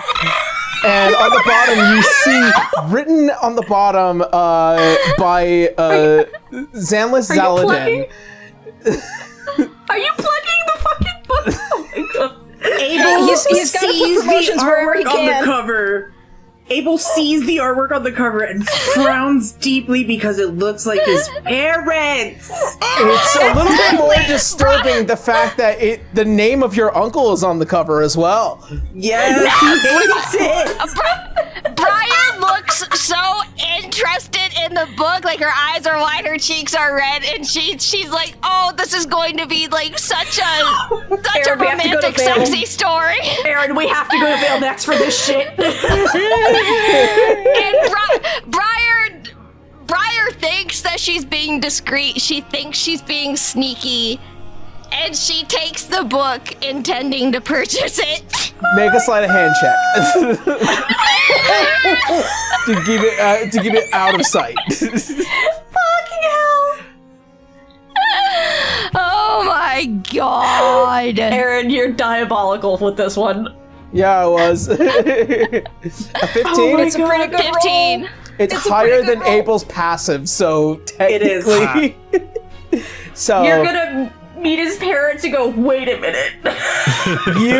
you sneakily, as you kind of just like stack a few like really thin books in between and just like kind of like put it under your arm, like you're interested in this book and trying to like pass it off. As you continue down, there is a couple of other books. The continued series of of the World and You, a 12-book series thus far, set to have a 13th along the way. Of a story of the clashing of love between this ancient dragon from the beyond and this relatively simple elven woman from the south of Wallenstein and their Are you fucking sacred talking love. about penis? No, I'm not. Okay. Yeah, it has been a relatively amazing experience, and it kind of also plays a little bit into the historic of it all, but has long since been banned from Wallenstein because it's not their history. It's banned in Wallenstein. Oh my god. Yeah. Briar has read the previous 11, and so she wants to collect the 12th. Holy shit. So if we go into Briar's room, we'll just find a whole bunch of just books she's collected. Like, literally, some of the only things that she brought when she pled the Fey Realm were her favorite books. A lot of them are still back home, but she brought her favorites. She threw them in her bag. But this is her guilty pleasure. This is her secret hobby. Yeah. And then, of course, there's another 4 to 5 series, a long-standing series that has been considered the hottest topic within the Fey realm, by one Laura B. Glass. Oh my god. You dork! This April Fool's episode is insane. Now I wonder what the fuck I'm With a new book coming out in October. Is it coming out in October? It's coming It is out in actually. October, yeah. Oh my god, it's book 6 of A Court of Courts and Courting! Briar thinks to herself. Yes. You're gonna get back in at some point. Adara's just gonna look over his shoulder like, oh yeah, I have the other book after this if you want it. And then, Abel is basically like giving her his back and like trying to prevent people from looking at her while she's clearly trying to get her stuff. It's bad enough that she has a book like that with her parents on it, but if other people knew, Briar, like, is still, like, a little embarrassed that, you know, Abel decided to, like, escort her. So she's still trying to be sneaky. She thinks that she's getting away with this. Yeah, no, your sleight of hand was, again, high enough to avoid his passive perception. For now. However, Abel, you hear the sound of the door open, the slight belly ring, as you do take note of a familiar face as he... Well, face is not the word I would use for him, as you notice the massive armored figure as he enters in, Tusker Miracle, as he enters alongside with what looks like to be the much shorter Ian Risenbull as they enter within the bookshop. Ian's here too! Oh no! Ian's here! Abel goes, Briar, you want to wrap this up? Briar looks, and as soon as she sees them, her entire face goes bright red, and she, like, moves to, like, hide her books behind her back, and she tries... Tuck it under the cape. She, like, very quickly shove it into a shopping bag. Yeah, she's trying to hide these books, and she's, like... She turned to Abel like, did you need to buy anything, or are we gonna check out now? Abel looks at the stack. As the sound of... as the metal on top of metal as it looks at the both of you. Briar and Sir Abel. It is good to see you both again. As he kind of steps over. His cloak and throws it on the books. Briar still looks so flustered and, like, her face is completely flushed. She looks guilty as fuck. I love this. What are you guys doing here? It's good to see you. He just walks over, blocking as much of the view as he can. I have been looking for a particular religious book. We're helping with a particular investigation regarding a bunch of gnolls and ritual constructs. What are you all doing here? Well, I think Briar was just picking up some magic stuff herself. I'm not too sure. She's headed for the register. Yes, Go I'm to the going register. I'm going to the register now to purchase my books about magical history. I will see you later. And she It's a magical history, all right. no pun intended. She books it. Yeah, she books it. You put the books down, Ian, who has not moved from the door, sees the stack. Oh, damn. I tried. Is the title written on the spine of it or something? Yeah. Yes. Wait, hold on. I threw my cloak on it. She has to show the books at some point to buy that. Damn it. She can pull the cloak off in a way that he can't see the covers. Somewhere, Adara just stops next to Beowulf. I sense his weird disturbance. I do too. He who is just standing by the door, looking unenthusiastic and kind of also slightly avoiding eye contact with Briar, but his eyes do lean towards one of the spines of the book, which wasn't entirely covered by the cloak. And he kind of just goes, notice and step back? Quick, Abel, run interference! How you doing, Ian? You feeling better? yes, much better. That's good. You just sulking over by the door, or are you gonna come say hi? He's trying to think of the right words here, given the fact that many of his interactions with the party have not been 100% positive.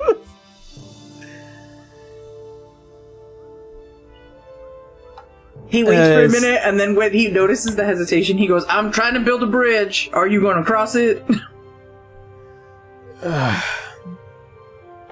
Alright, I guess. As he steps over, he gets closer, and as he passes behind Briar, he gets the full look of all the titles. Damn it. Oh no. Does Briar Briar, notice you're not him tall enough, looking? Briar. Can she, like, feel it? Can she feel, like, his presence just, like, staring at the books? You... much like the presence of many of the men within these books, you can just barely feel the passing of them. Just staring. Briar just fucking dies. She literally dives on the counter, arms spread wide, as she tries to cover these books with her body. As you do, there is just this little face of, He's seen what Adara reads. This is probably nothing new to him. And Briar turns to give him a glare. Adara has the next What are one. you even doing here? I'm here because of Tusker. You can't even keep it straight. Go away! Abel is just holding his head now.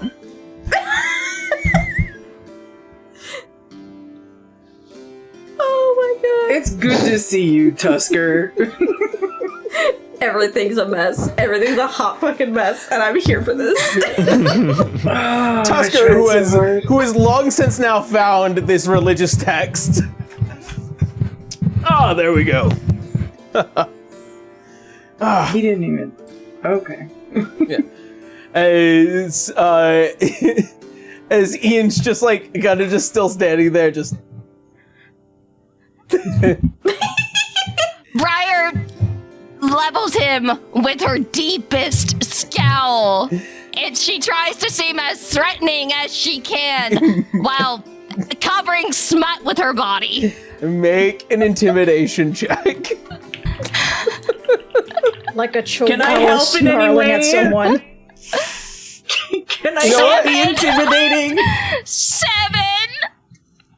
I'm gonna use a public roll for this one. Oh, can Abel bear his bangs? That's gonna be 25. No. He is Nothing can unthreatened. save you.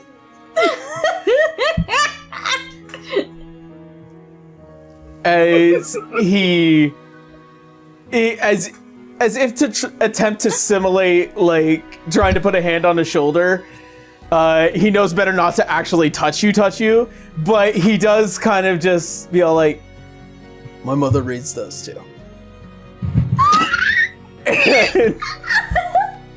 She turns her head The away, mortification. blushing madly. She is so embarrassed. He looks towards Tusker. Did you find what you find? Find what you needed? I did, actually. As you see as Tusker again looks back to you, Abel. I didn't hear what it is that you were in the Boreal Grove for again. Oh, we're just out here on some work. Traveling through. Well, it is good to see that all of you are well and healthy after what I've heard. Falling down the dungeon is not an easy task, nor is it a easy one to return back up. Player talk, we were actually informed that they would be here in the Grove. We were. Yeah, Whether or but I'm not not you sure how remembered. much they know about our mission, is what I'm concerned about. They did note that they're on the same mission as you, it's just that they don't know that you're on the same mission as them. Right, so I'm not gonna spoil that for them. They get to find out when we all get there. Alright. We came here with more information. Can Abel now see the full stack of titles and see that the book about his immaculate conception? Yes. I'm dying. I am dying. Yes. Briar is going to implode. Briar, can you finish up so we can get a move on? I think we should meet up with the others. Yeah. She's like crying now. I just wanted to buy these books. Oh gosh. That's alright, it's good to read. I hear it's good for the mind. Except that one. Oh, he's gonna tell her as soon as they leave that shop, but he's not gonna say it in front of Ian. Yeah, no. It's gonna be a Can hissed Briar whisper, just like, actually do you have an pay? idea? Can Briar Yes. actually pay for her fucking books now? Yes. Poor Briar. This was How so expensive is her embarrassment? One bad roll after another felt. Oh god. Briar is traumatized. She is so traumatized. She's never been more humbled in her fucking life, and she maybe killed her brother. And it's just gonna keep going. I hope the others are having fun. It's fine. Everything's fine. There's a lot to see around here. Yeah. They're having It a was like, great maybe time. I should have gone with Adara. Did Abel say that out loud? Yeah. No, that's what he's thinking.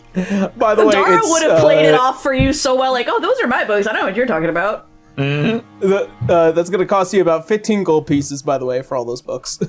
Ooh, expensive embarrassment. Yeah, but she definitely paid in other ways for that. Oh god. Rest in Reese's Pieces, She's never Briar. going to socially recover from this. No. No. I No, never she could lost record. whatever upper hand she had with Ian for sure. For now. Adara may have some ammunition if you want to actually be friends with her. We'll see you folks out in the Grove probably tomorrow morning. Yeah. And you see is like the metal helmet just go. Tusker, you weirdo. What? Okay, but he's a lovable weirdo. He is. Well, I mean, I suppose paths do cross quite frequently. I mostly meant that we're staying the night and we'll probably have breakfast in the morning. Ah, okay. Well, if anything,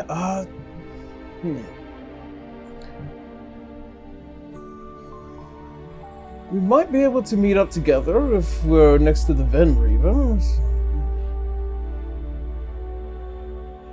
Oh, well, Sounds any which good. way. I'll see you all tomorrow then. Yeah, we'll let the others know we saw y'all. Very Have a good. good one, Tusker. Good night, Ian. Goodbye. Briar just says. Sulk. Good night. Briar. Go to hell, Ian. See, he chuckles to himself a bit at that. That was adorable, though. It's really funny. By the They way, get outside. it's got a high perception. They get outside, and Abel turns to Briar once they're like halfway down the street, and he goes, "Can I see those books?" Briar just shamefully hands him the stack. That's like already like starting to like frost over a little bit.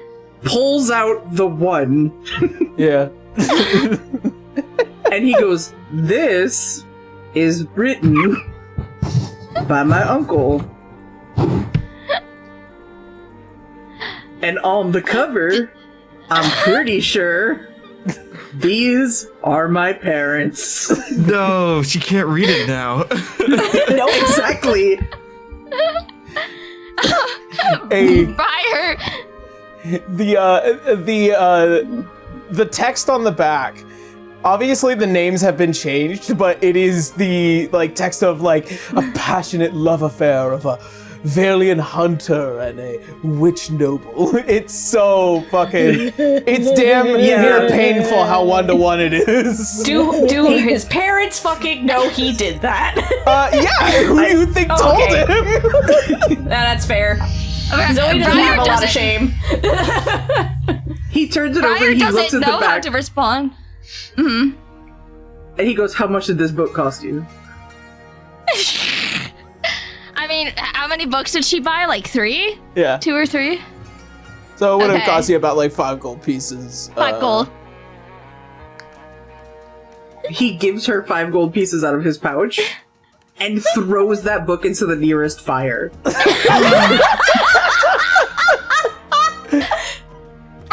Briar looks somewhat pained, but she understands. "I'm so sorry. I normally wouldn't do that, but I don't want you reading about how I was born." I understand. Your parents are very pretty. Ugh.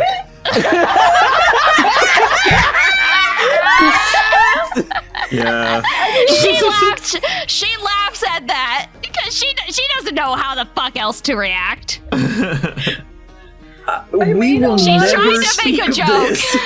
A lot of these characters have hot parents. What are you gonna do? Yeah, I'm sorry, my hand slips really hard with designing characters too. God. Sure, I'm sure, but that's my parents. It won't. I understand. Honestly, I want to forget about this whole excursion. I get it. What a catastrophe. I'm fine with you reading whatever you want to read, and I will tell no one. Your secrets are safe with me, and I guess Ian, but... Briar,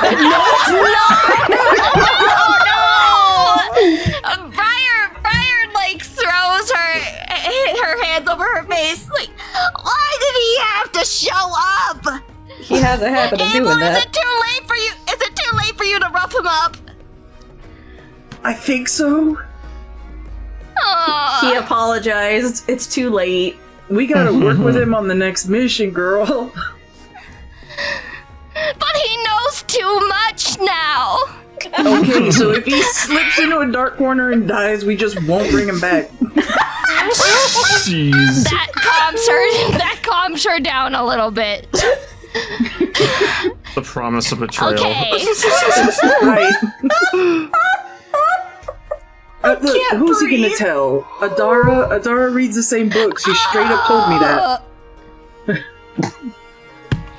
Well, I just didn't want him to know.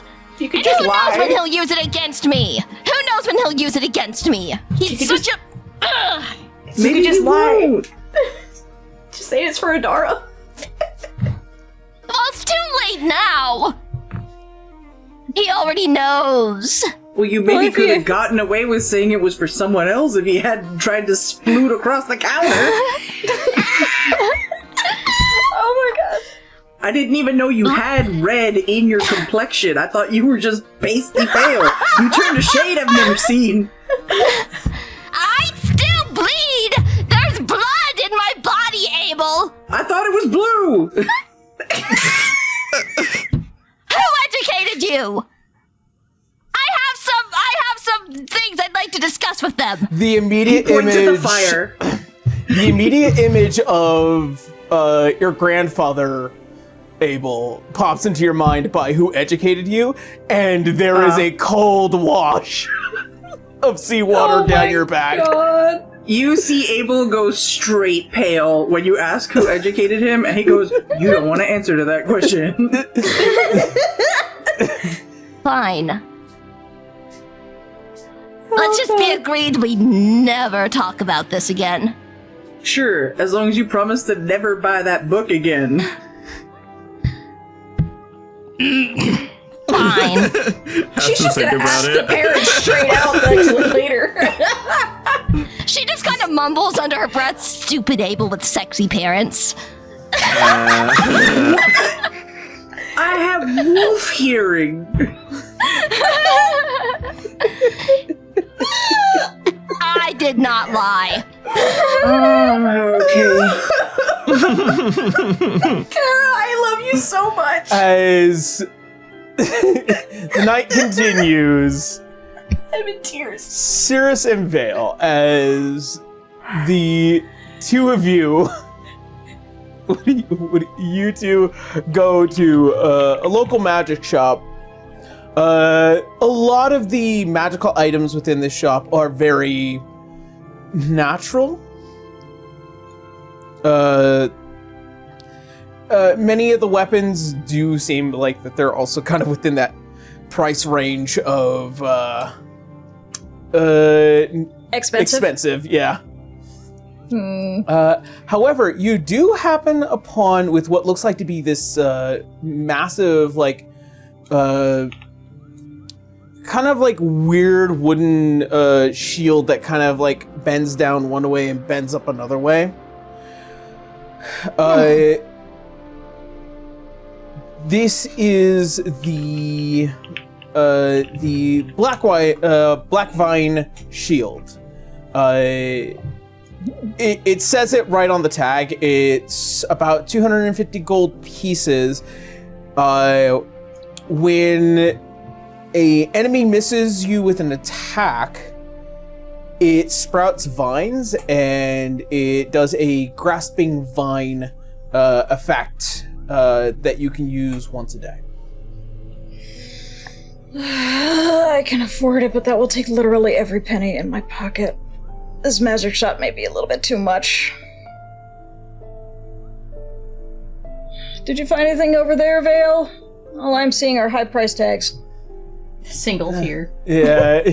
You can also see, like, she's kind of, like, going and kind of weighing components side to side. It's also kind of, like, you see as she looks over, there's kind of, like, some slight tears of, it's too expensive. Yeah, how about we go next door? Maybe they'll have something different over there. As you... yeah. My pockets weep. You do happen to cross over and you see that there is another magic shop. Not too different, but not as expensive. A lot of these are just like the general travelers for potions and whatnot. As you kind of just roll up and down the long counters, as well as what looks like to be the small pot for health potions. Health potions, I believe, are still 50 gold pieces for just regular. So if you're looking to restock, you can. Yeah, because we ran out. We ran into a couple of those getting used. So 50 each, or? Yes, 50 gold pieces for a regular, which is 2d4 plus 2. Okay. Do they have anything else aside from just like basic potions? Any little minor magical things? Not too many minor magical things. However, there is a modification station for those who want to silver their weapons, especially for those who might find themselves on the back end of lycanthropy. Well, that's good to know. At least we can do that here. Yeah. Silvered weapons also do affect various other kinds of monsters, usually the magical type. Additionally, vampires and whatnot. How much would it be to silver my longsword? Silvering costs about 10 gold pieces. Oh, well, that's not too bad at all. Alright, well, in which case then, I could probably nab a couple potions of healing and see about silvering the longsword so that it has a little bit of a better edge.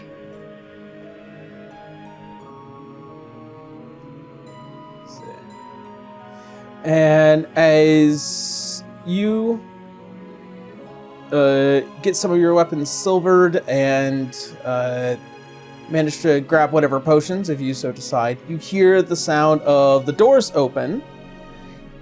And you see kind of also walking in, and there's just this kind of like small back and forth conversation before you look and see that Tusker and Ian have made their way to this shop. Oh. Hi, what are you guys doing here? More friends with familiar faces. As you see is the large armored individual as he approaches. Ian kind of also looking away to look at the potions along the wall.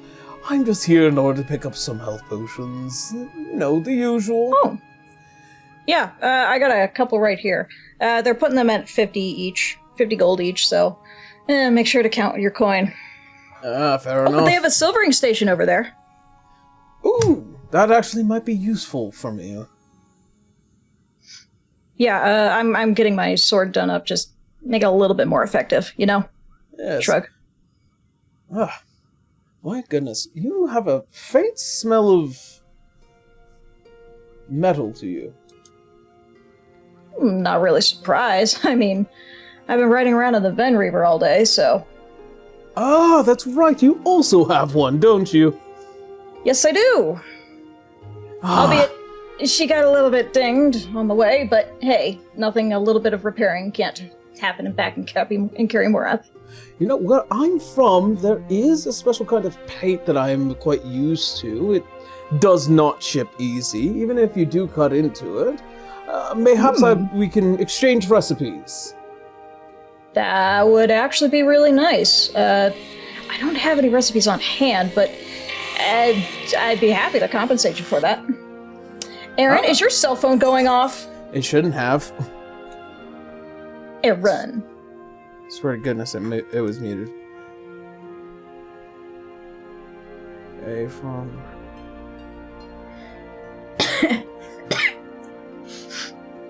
In which case then, I'm just going to use like 100 gold pieces for the potions and then use my platinum for the silvering.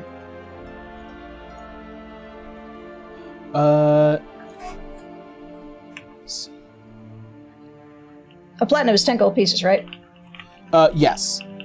Okay. And as he kind of just like quickly like goes through and finds some of the potions that he needs. Surely, we must discuss more about Ven Reavers. I am interested to see what yours is designed as. Oh, well, it's a little bit of a sleeker design, a little bit more speed than power, but probably my favorite part is just the fact that I managed to get it in Tiff Blue. Oh my, I prefer chrome. I know it's a bit more ostentatious, but it is familiar of my own home. To each their own, to each their own. Just don't go riding around in the sunlight too much in that, otherwise you'll blind everyone. Well, unfortunately, I've had to take it slow on the way here. Poor Ian had to ride, well, sidecar. And you see as Ian, as his head turns in the most offensive way possible. And no shame in getting a little sidecar sick. I know Adara's not totally 100% steady when I drive the Ven Reaver either, so. You see his Tusker kind of bends over a bit. I think he's just more embarrassed because he looks like he's doing nothing. Cirrus pinches his face, just like trying not to grin. It's just like a sage nodding, just like, And there's just this slight sound of pink. And you see just like he had thrown like a little wrench towards the back of Tusker's head. Shut up. Well, you don't want to lose those. They may be small, but they're expensive to replace. Well, they are. Well then, I was told by Abel that we might be seeing you all again a bit later, so I hope that we get to trade our trade secrets, eh? Perhaps not all the secrets, wink wink, but hey, sure, I'm sure some friendly exchange can happen. Alright, well then I look forward to it, Cirrus. And sure thing, there's... Tusker, right? Yes. He'll hold out a hand for a friendly handshake. And as he goes in for a handshake, I need you to make me... Shouldn't have done that. Make me an Arcana check. Oh, okay. Arcana. It's a d20 plus 2, so that is 15. 15? You feel a semblance of a curse around this man. Almost as if it kind of speaks to your soul. Something hidden, something kind of cloaked away. Cirrus will keep that to himself. Yeah. Yeah, your natural magical abilities give you this slightly heightened awareness to these sorts of things. Well then, see you all tomorrow then. Yeah, see you around. Yeah. And, yeah. He goes and he pays for the potions, and then he hands back the wrench to Ian before they both leave.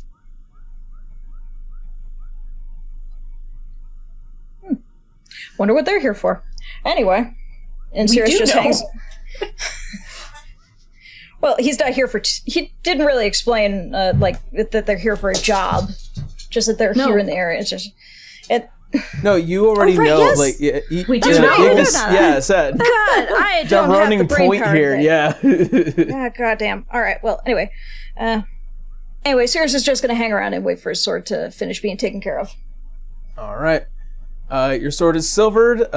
You've gotten your potions.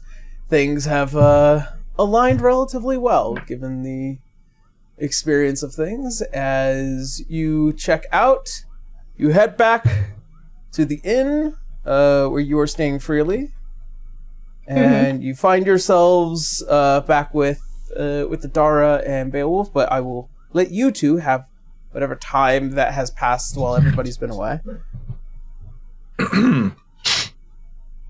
Is there anything that you wanted to do? Oh, I'm just picking up things for the group, just because, again, we're going to be missing the Ven Reaver and the carriage, so at least one thing needs to remain pretty good, and that comfort is food. Agreed. I'm assuming they're walking around already, so, like, she's already probably found her way towards those kinds of shops. I think someone's at the door. Hold on. Hold on. Oh, no. Yeah. Woof! Hi, buddy. Banjo alarm. Banjo alarm. He boofing. A little oof at the end. It's okay, bud. Oh, Banjo. It's okay, buddy. Buddy, don't kick me. He's got short legs. Let him kick you. Oh, the baby. Anyways, you want to start the music back up? It stopped. Alrighty, I'm back. There it is. Okay, back. It was your knives, Aaron. Oh, yes. I placed them in the kitchen, so. Oh, okay, thank you. I got a message. I'd imagine that these two at least had already started walking around and eventually found their way over towards whatever shops that actually sell any kind of components for, meals on the go.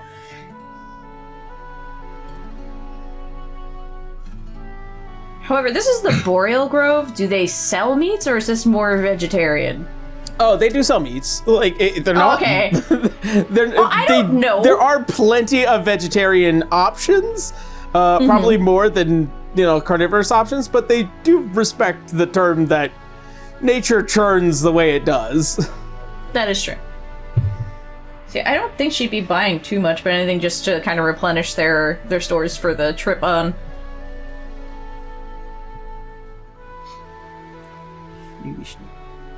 Oh. Okay. How much time do we have? You guys have quite a bit of time before you have to reconvene together.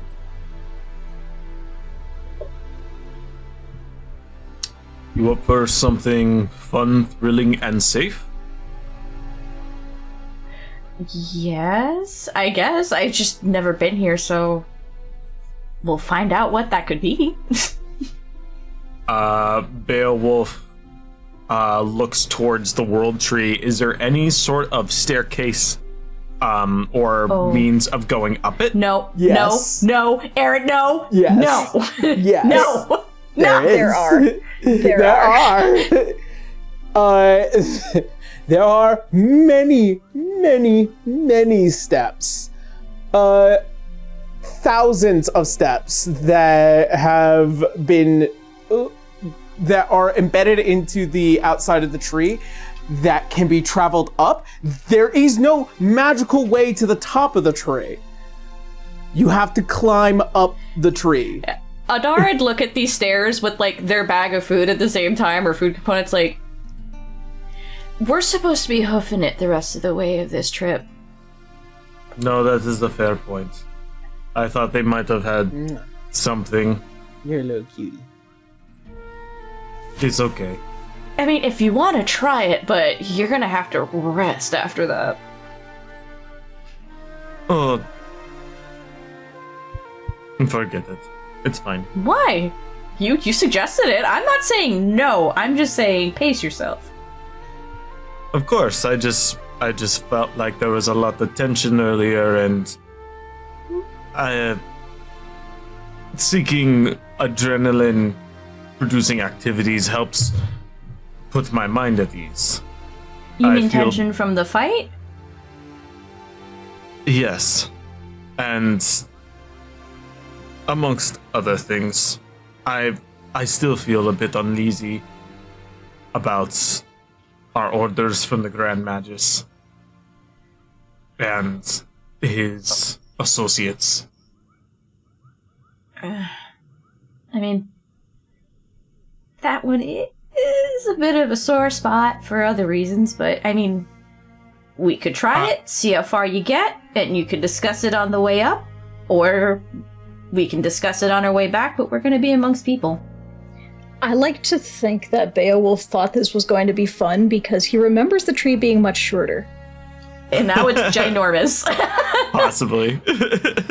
Adara, being trained as an actual, as a cadet and all that, this doesn't spook her so much. Does she think she can reach the top? No. But does she know that this is going to be interesting if he chooses it? Yes.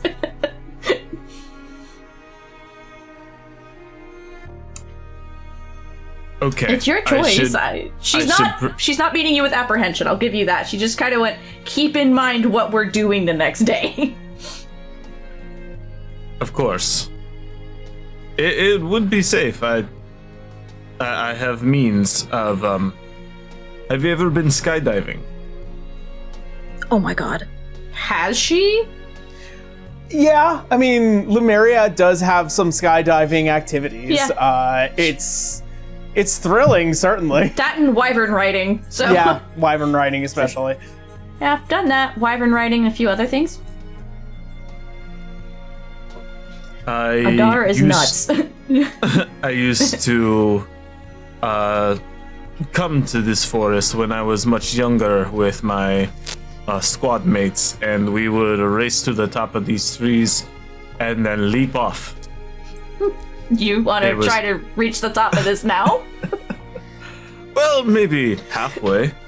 Wouldn't be so bad. Halfway still seems a little interesting, but we can try. It might take us all night if we tried to go the whole way. Adara is just like, after you, let's see how this works. Aaron is like, please do it, please do it, please do it, please do it. Okay. Yeah, I will begin the ascent. Laughs in the campaign of Vale. Make me a athletics check. Alright. Okay. Athletics. Since it's a cantrip, You can't use magic. I don't think we can use magic here, right? There is no magical way up. There's Okay. no so, magical like, way you up, but can't- you can use magic. Is magic outlawed here? No. Oh, no. No. Athletics check. That is an 18. 16 plus 2. Okay. It's just you can't use magic to help your way up the tree. So you can't Like it's fly an up. anti-ma- You can't fly up the tree, and there is no teleportation up the tree. You just have to. Yeah, you climb gotta it. hoof it, which is why I she's was like, gonna- You have to already be high enough to be up there. I was just gonna arcane muscles to give me some Oh, okay. stamina. Okay. that's different. I think that's fine. Okay.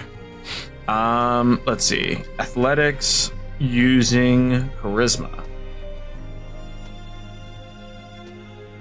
You're so charismatic, you can run really well. Adara is heavily disciplined as Ian is, considering that they probably were put through the ringer by Arthur. Arthur would accept nothing less than perfection, of course. There's a Let's reason see. why it dropped down to Nothing what 10 cadets? Yeah. 4 boy. plus 7 for 11. 11. Your legs are fucking burning by the time you reach the. Well, I paced myself. Yeah. I mean, it still hurts. Climbing have you ever, like. Like, stairs still hurt after a certain point. But yeah, I just assumed Beowulf's background as a soldier, he's used to forced marches and You were also in jail for 50 years. there. Yeah, your legs are burning. You've climbed at least 22 stories thus far, and it's just not. It feels like it goes on forever. Adara is not talking to you condescendingly. She's like, if you're ready to go back, we can go back. No, I can do this. Are you sure?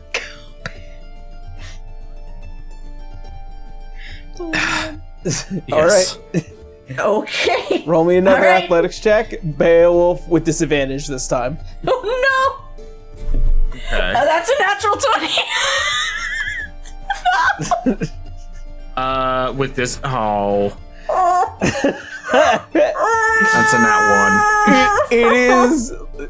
Adara, from your perspective, it is like that Golden Boy scene where he's like trying to swim through the pool and he's going, yeah.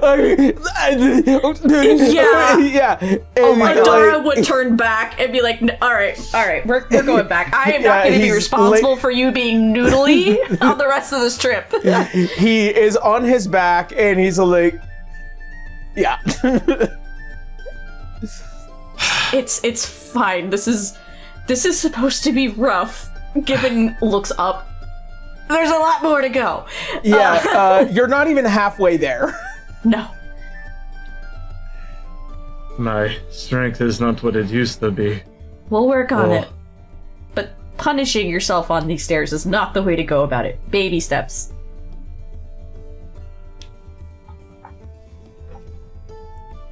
And I'm not saying this condescendingly. I'm not trying to be mean. I hope this is very obvious.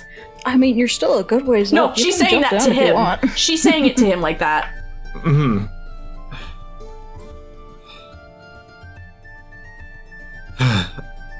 She offers her hand. We can go back down. It's okay. I appreciate the offer. This is fun. I just don't want to see you suffering. No, I enjoy this. I do. Okay. The exertion makes me feel something. You did want to talk to us after the whole tower thing. Do you want to discuss this on the way down to distract from the pain?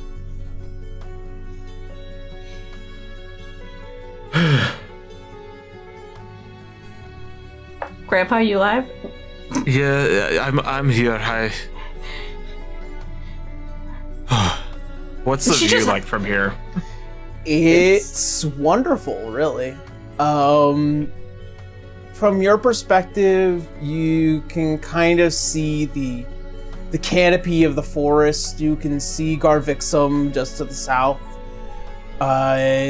You also see kind of like the barest top of the canopy for the world tree at the cloud top, and as well as the wondrous mountain range. However, there is a certain beauty once you reach to the actual top of the tree. Something that mages, warriors, some of the most well and respected people who have ever wanted to see the site of the Boreal Grove. How about we make a promise that when we come back, anytime we come back, we'll try this again. We'll eventually make it to the top. But right now, I don't think either of us can.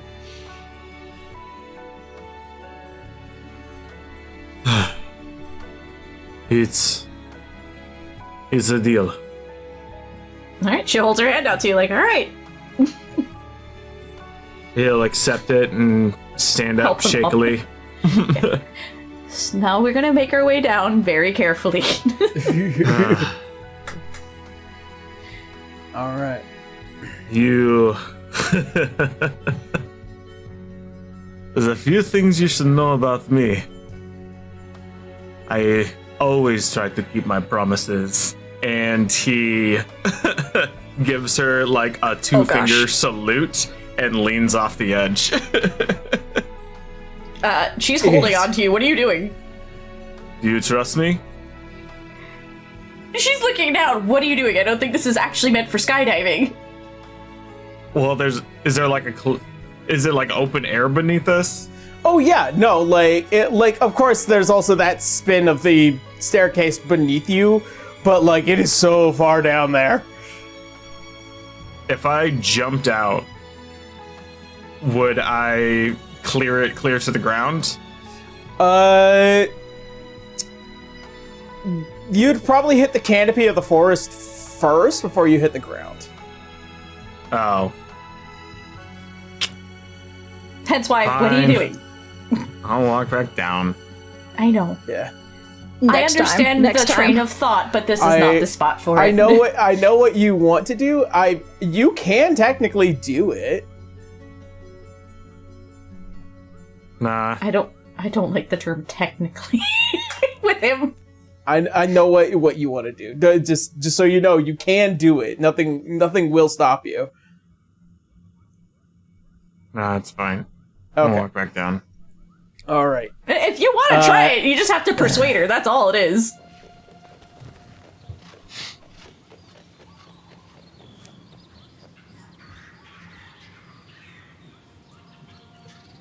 Whatever you want to do here, right? Yeah, do you want to persuade her?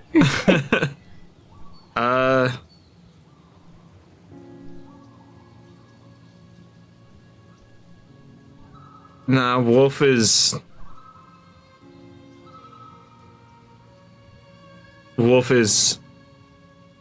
reconsidering. He usually exerts himself to try and get through rough patches in his life when he doesn't know how to handle a situation. He goes off and gets his heart pumping because this is the kind of stuff that he was born to do, literally, was to exert himself for the good of others.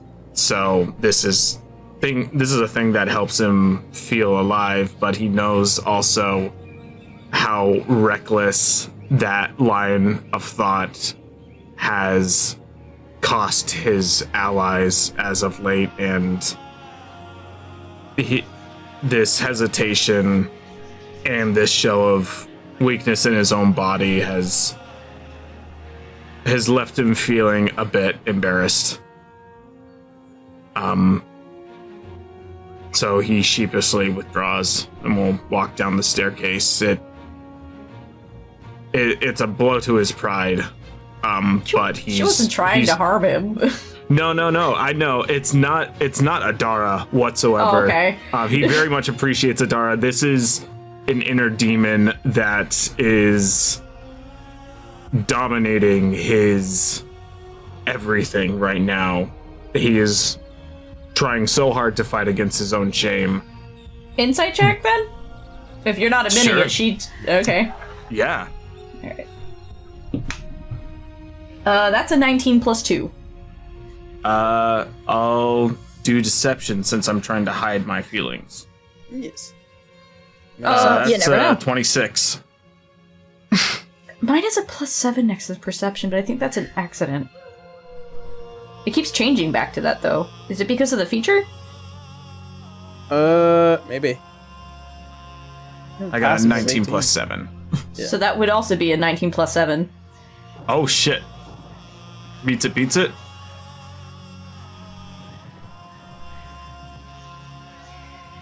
It says 7. I don't know why, but it's there like that.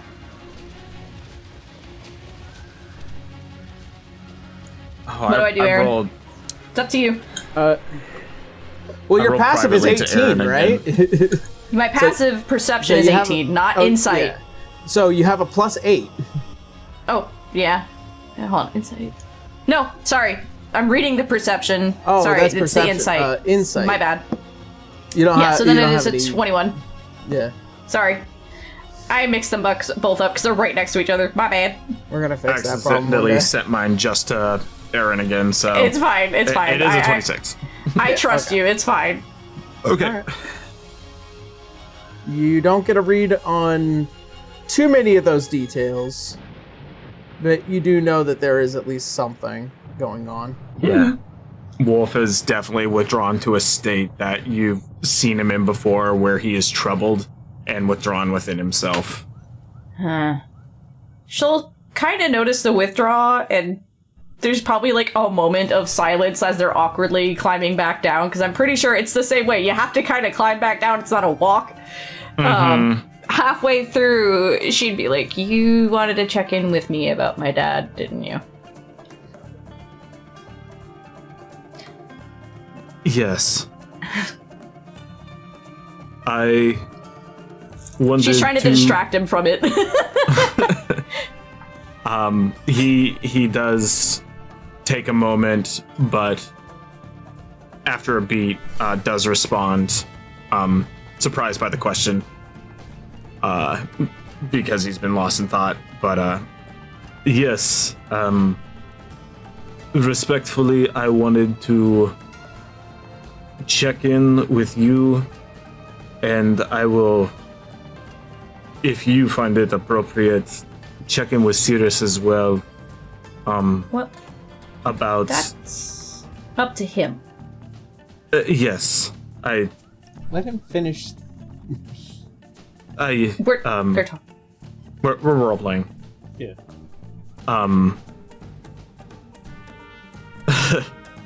I apologize. I feel like I have been too forward with my familiarity and my protectiveness, and I wanted to apologize. There's no I- apologies needed. This wasn't meant. You're not being malicious about it. And if you truly overstepped, I would have told you so. I appreciate that. It's complicated in the sense that it all happened really quickly, and my whole reason for being down here was to find him. We haven't seen him for 15 years, and then suddenly he shows up. And he says who he says he is. 2 crazy titles I didn't expect, and then also cannot afford to be our dad right now. So, you know, a lot to kind of take in all of a sudden, and now it's just wandering around in the dark is the best way I can explain it.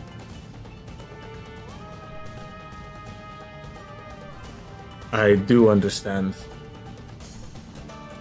I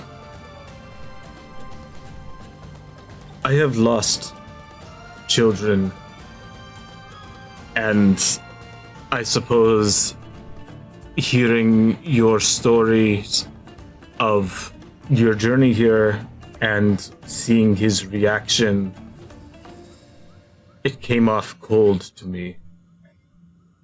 I am Interesting. sure there's more going on behind my dad. But we're both complicated creatures with a lot of emotions.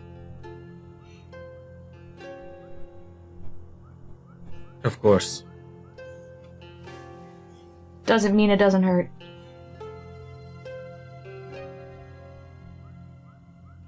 Yeah.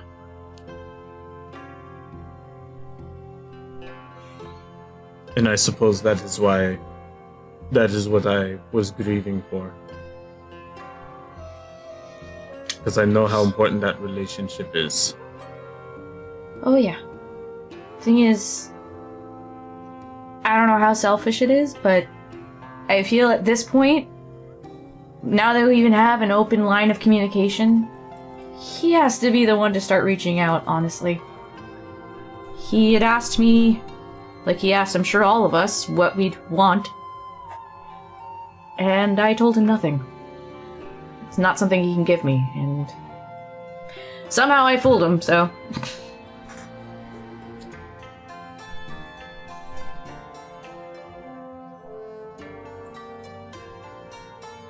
Ain't that just the thing? Mm-hmm. The most powerful man in Kerry Morath, and possibly the countryside. With all the wealth and all the magical prowess of a magi, a grand magi.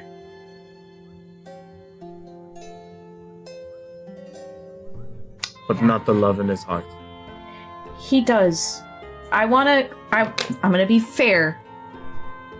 He's a very passionate guy.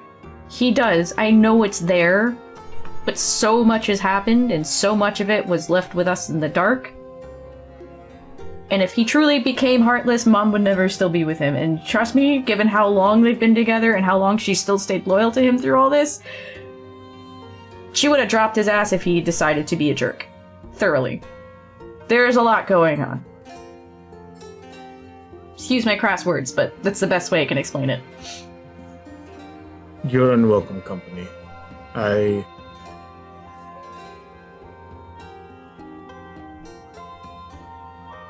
suppose what I'm trying to get at is, while I might not fully understand the circumstances, and I want to learn more, I am here for you and the others, and I offer that. I appreciate that. I'm here for you too. You're also kind of figuring yourself out through this world that's very new, yet seemingly familiar, but not. So I can't imagine how crazy that must be for you. It is a lot. You said this was much smaller when you last saw it, so... She looks back up at the tree. Oh yes, we probably climbed twice as high as it was when I last saw it. Don't take it too personally. I'm just fresh out of basically all the training I've just went through, so... And I'm fresh out of the grave. Oh, don't say it like that. She just like, she's like, you can see her like, oh, so dark. A box for 50 years, what's the difference? Ha ha ha. Humor to cope, right? Yeah, That's fair. That's fair. Forgive me if my humor is a little darker. It's fine. It's fine. I've lived a long time.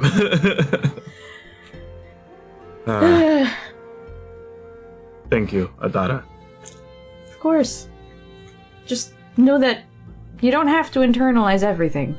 Understand that you have your right to have your secrets, but it's okay to let things out to figure your way through this mess. I suppose I'm trying to figure out what I'm living up to now that I have my life back. You and I can figure that out together if you want. You're a good kid. You're a good grandpa. I think that's actually the first time in character she's called him that. He puts a hand on her shoulder and gives her probably the nicest smile she's seen from him.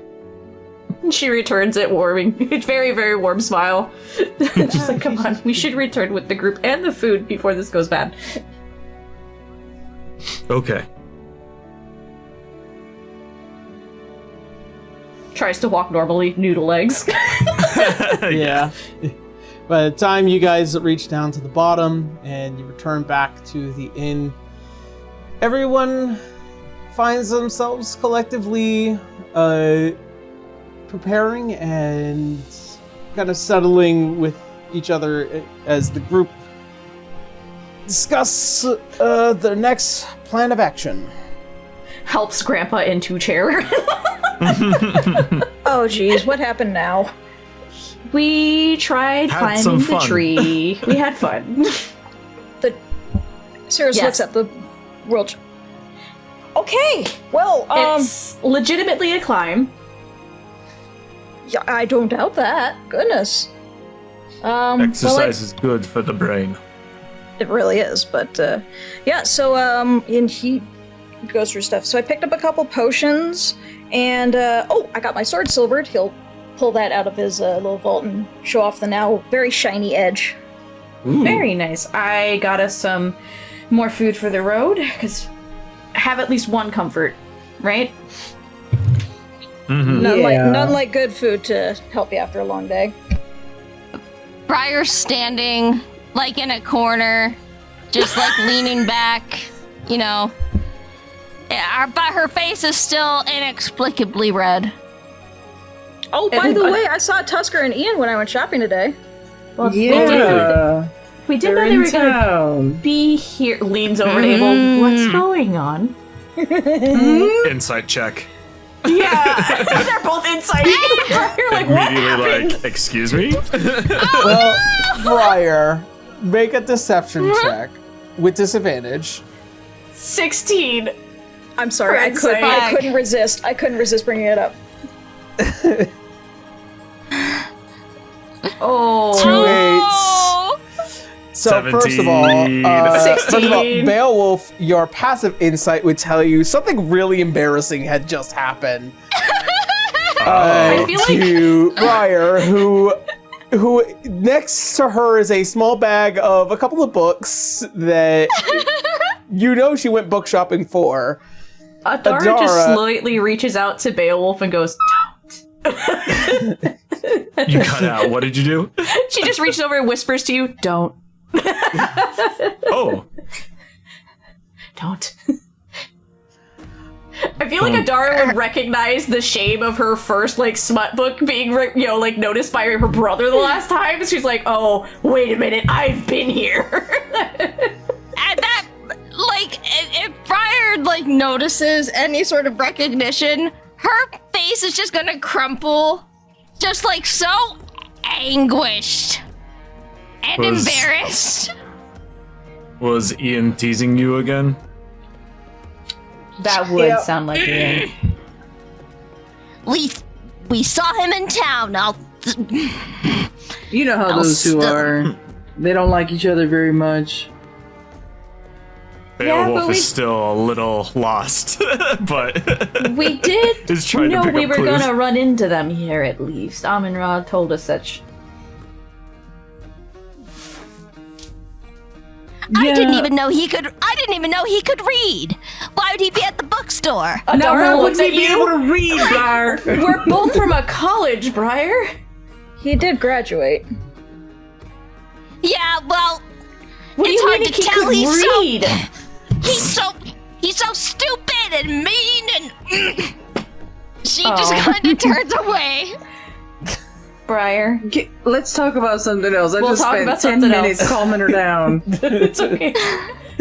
But yeah, if you guys want to get your weapons silvered as well, I can point you to the shop. It only cost me 10 gold. Is that an upsetting fact to me? No, your father has used silver weapons before, even though he himself was a practiced lycan. He knows the value of those things, and he knows their danger as well. So, it's you. However, I don't think shifters get affected by silver weapons. I don't think Adara can silver the gunblade right now. The gunblade's already magical. You don't need to silver it. Yeah, I was like, I'm good. If you're offering, Yeah, I can front you 10. thank you. I appreciate it. Let's say 20. Let's get both of those blades taken care of. Okay. I'll bring my gilded greatsword and my broadsword. That'll probably be something that we do like first thing the next day. Just because it's getting dark. Mm-hmm. It's a good idea. I saw a pack of wolves while I was on my watch. Don't know if they were regular wolves or not. Well, best to be ready. Indeed. Are we officially traveling with Ian and Tusker, or we were just being let known we were going with them or something? I just offered to have breakfast with them to see if they had any information. We don't have to travel with them if you don't want to. Briar just kind of whines. Why did you invite them over? I was trying to distract them from your temper tantrum. You don't want us to ask, but you keep bringing this up, Briar. I don't throw temper tantrums. I Briar. feel that I had a As we very watch a temper composed tantrum. reaction. if you were in my shoes, I dare you to react differently. I can't, I actually. be If I were in your boots, my feet would shoes. hurt. Can somebody please tell me what's happening? Nope, this is... You don't need to know this. Adara looks at you like you don't need to know If this. I was in your shoes, my feet would hurt. Is so. I imagine Briar has a quiet. much smaller shoe size than he does. Yes. I would... Yeah. If Briar Besides- can remember that Abel said Adara has those books, like, he mentioned it, Adara's just like, it's okay, I get it. Honey. Besides, Briar, I will remind you, we will probably be working with them. It is good to get information and find out what is going on. Counterpoint, you were supposed to rough him up. What? That's the first for Adara to hear this. Is that the correct phrasing? No. It didn't feel like it. You do No. all remember he apologized to This me. was if that's- discussed before the apology. Like, He give him hasn't some been room to grow? He hasn't been behaving any better. What did he do? He just... What did he do? He caught her. Caught her doing what? You know what? Adara walks over to Briar, just... I can walk you through getting him to shut the fuck up and not teasing you about it. She's whispering this to you now. Meanwhile, Cirrus will probably at this point understand and just like, I think this is just a topic for those two. Let's leave it at that, okay, Wolf? Like, Hat It's hat. a I'm not girl. gonna Let's go get things Right. figured out for dinner. Let's go. Come on. Adara's gonna be like, I'm not gonna ask what, I'm not gonna ask why, I'm just gonna commiserate that I get it, I've been there, and Ian will absolutely tease you unless you meet him with strong confidence, and I can help you with that if you want. I don't even know how you dealt with him for 2 years. He's insufferable. I mean, I found out later how insufferable he was, I'm sorry. I feel like it should have been clear from the beginning. He makes me so angry. Yeah, he does that. But he's not all that bad. But you're giving him a lot of ammunition by doing exactly what I think you did. What do you think I did, Adara? Just say it. She just gestures to all of you, red in the face, just getting all upset and like flustered over it. We're all teammates here. Beowulf, You're please. interesting company. Abel is going to lean over and whisper in Beowulf's ear and said she has purchased illicit literature. Is that it? That's all. She's really mad. You'd be surprised how girls just don't want other people to know about that. So I think Adara gives you like all the notes. boy talk over here, all the girl talk over here. Essentially, I think she gives you the lowdown going, just if he says anything or gives you a look, you could tell him, hey, maybe you should take notes. And then leave it at that for him. And that'll hit him hard. Briar's face just kind of flushes at that. No! I don't want that imagery in my mind, Adara. Thank you very much. You're reading the books. It's not up to me if you visualize him. Briar's eyes are like, what are you saying? You are cutting out so disgusting. I can believe that as being just incoherent. No, Briar's eyes go wide. She's like, don't be disgusting. Thanks, Don't be Briar. disgusting. In the Briar. internal of your mind, Briar, you hear the sound, don't be so pious. Oh my god. Not Fenrir Catman. Don't be so pious. Is Yeah. Fenrir calling out Briar? Yeah. Yes. Listen. Whatever. I know that you both probably participated in explicit activities. I don't want to imagine any particular unpleasant faces while I read my books. Briar, I'm not saying you have to. I'm just saying you could lob an insult at him and not be like this in front of him. But thanks, I'll take the insult later. Save that for later, I guess. You just insulted Adara a little bit. I'm not trying to insult you. I'm not trying to. These books have She's become just- such a highlight of this episode. I love this episode so much already. Oh my gosh. Okay, that's it. The name of this episode is The Book. Yeah. If you know, you know. I don't know what it is. Listen. He gets under my skin and I can't act normally and it makes me so angry. This temper tantrum has reminded me of Morgana. Morgana? Just fell. My little sister. How little is your sister? Little. Oh my. Oh boy. Adara just, at this point, she's whispering so she doesn't, Briar doesn't feel like she's being put in the spotlight any further, just trying to give you, like, notes on Ian, so that way you could at least not be easily poked by him.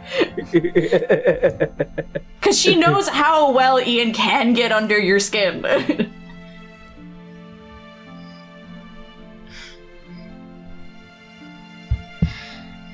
I know that you are just trying to help. This has been a difficult day for me. I understand, and I know Ian can be a lot, but I feel like he was just, from the sounds of it, just poking at you. I don't feel like there was any maliciousness behind it. The polite Beyond- thing is to just not say anything. He didn't say anything, he just didn't. looked at you! You have to work on your said poker something. face. You have did to work all on your the poker work face. yourself! You have to learn to be stone-faced around him if you don't want him to read you.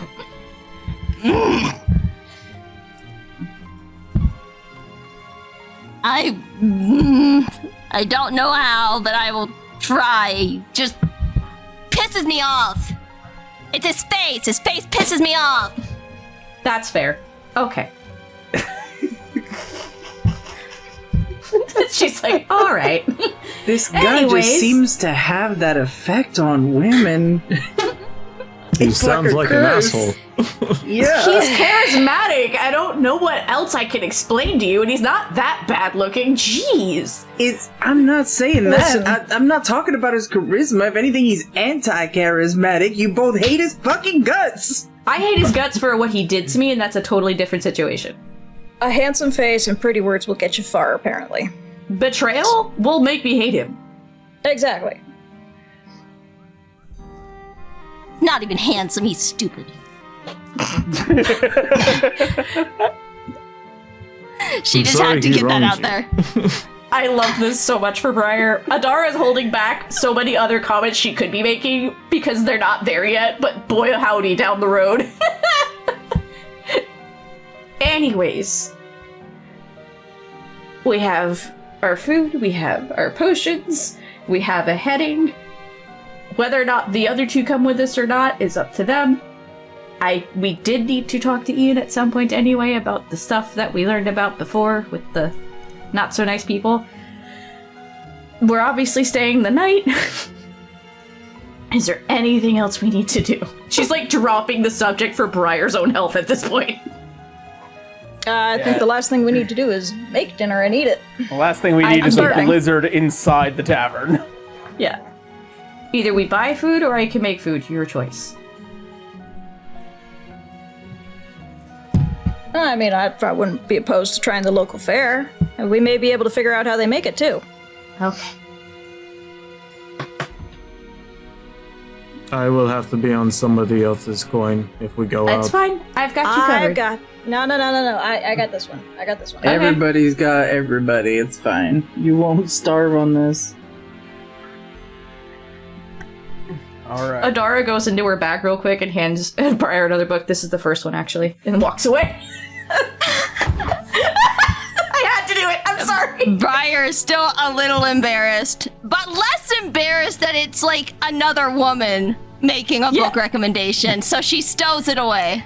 She realized you had the second book, not the first one. Abel sees that exchange and realizes that Adara has told him she reads the same type of books and runs after her as they like start heading out for dinner and is like, please tell me you haven't read, and just cuts in about that Please, book. if you've read anything by this guy, please tell me you haven't. Please What don't. book? Please tell me you haven't read this. What book? The Hunter and the Witch. No. Good, don't. Why? Because apparently my uncle wrote a romance book about my parents. No, he didn't. He did. Oh We saw my it at the store gosh. today. I had to Do give they know? Briar. I probably. I know. My parents. Yeah, they know. Oh gosh. I mean, that is quite funny, but fair. Thank you for the warning. It's not funny. It kind of is. Briar bought it. I had to give her 5 gold so I could throw it in a fire. She didn't know. Okay. As they're having that aside, Wolf will just kind of lean in towards Briar and just say, boys suck. Why then? Go off, she'll Grandpa. She'll look up to him, kind of looking a bit like a kicked puppy. Yeah, they do. They do. I am As a sorry he stupid- wronged you. Boys are stupid, and they will be until they become men. As So a he stupid don't young know- man myself, I agree. We're But you very are a Adora's man. I agree. like- We're stupid. I know So that. I will ask. Abel broke our agreement for him to rough up Ian. So would you mind beating him up in his stead? Since Abel has let me down. God, bro. No, I let the would man absolutely be honored. stop. to fucking instead. All of Joking you. right now. Let No. You shut me out of the last conversation. I'm in this one now. You can't kick me out of this conversation. I have never in my life felt like a non-villain rival character receive this much heat. Adara is trying to protect Ian from getting beaten up. Like, let him grow. He's not going to. You keep picking on him. Meanwhile, Listen. elsewhere in the grove, Ian's ears are burning and he is sneezing like crazy. Keep starting it! Briar, ears you are picked on him burning, first. His face is covered in snot. Nuh-uh. Tusker's like You looking did. down. Your allergies must be terrible. Listen, small dogs will bark at big dogs until they bite back. If he actively does something, fine, but not this. He legitimately did nothing except tease you, Briar. You walked away with Abel. You're fine. You're over there. We just barely got through the door and we heard it. He wounded my pride! And that is That unacceptable. is a crime! Yes! You should not Anyways. be belittled or told that you're having a tantrum for feeling embarrassed about somebody hurting your feelings. They are. Thank you! You know, sometimes I feel like you're the only one on my side. He didn't fucking do it. Anyways, Adara just grabs Abel's hand. All right, we're leaving. Yeah, how about we get some dinner? Come on. I Internally, won't hurt him too hard, but enough to make sure he knows his place. Briar. That's all I ask. You don't have to kill him. Oh no, I won't kill him. Not Briar. Yes. Yes. Internally, there is a long-winded sigh.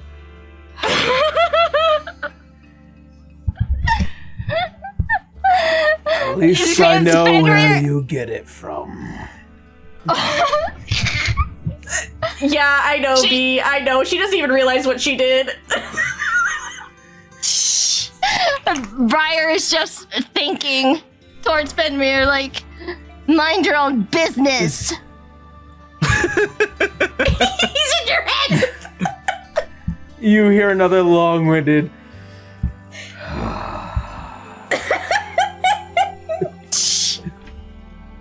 Even the fucking ancient wolf spirit is fucking laughing at her. This is a new low. Muttering to Abel, going, I don't know how Ian's going to grow if this keeps happening. Abel's unresponsive. Abel's face is red and he's fully unresponsive. Are you good? Oh god, not you two. Huh? Your face? Huh? She doesn't even realize Abel, what she's dude, you doing. good? Waving a hand in front of his eyes. Yeah. He just like looks away. I'm a little surprised at you. You usually don't back down from dinner and everything. Usually you're the first at the table. Come on, let's go. I'm moving. I'm hungry. Let's go. Adara's just holding his hand and she's not clocking it, and it's hilarious. Vale, who has just been sitting he's here the whole gone. time, kind of just praying to Amon Ra. I mean, unless Somebody you put save note us. to it, she does not pick up on what she did. Yeah. He's not gonna put note to it. He's All right. just gone.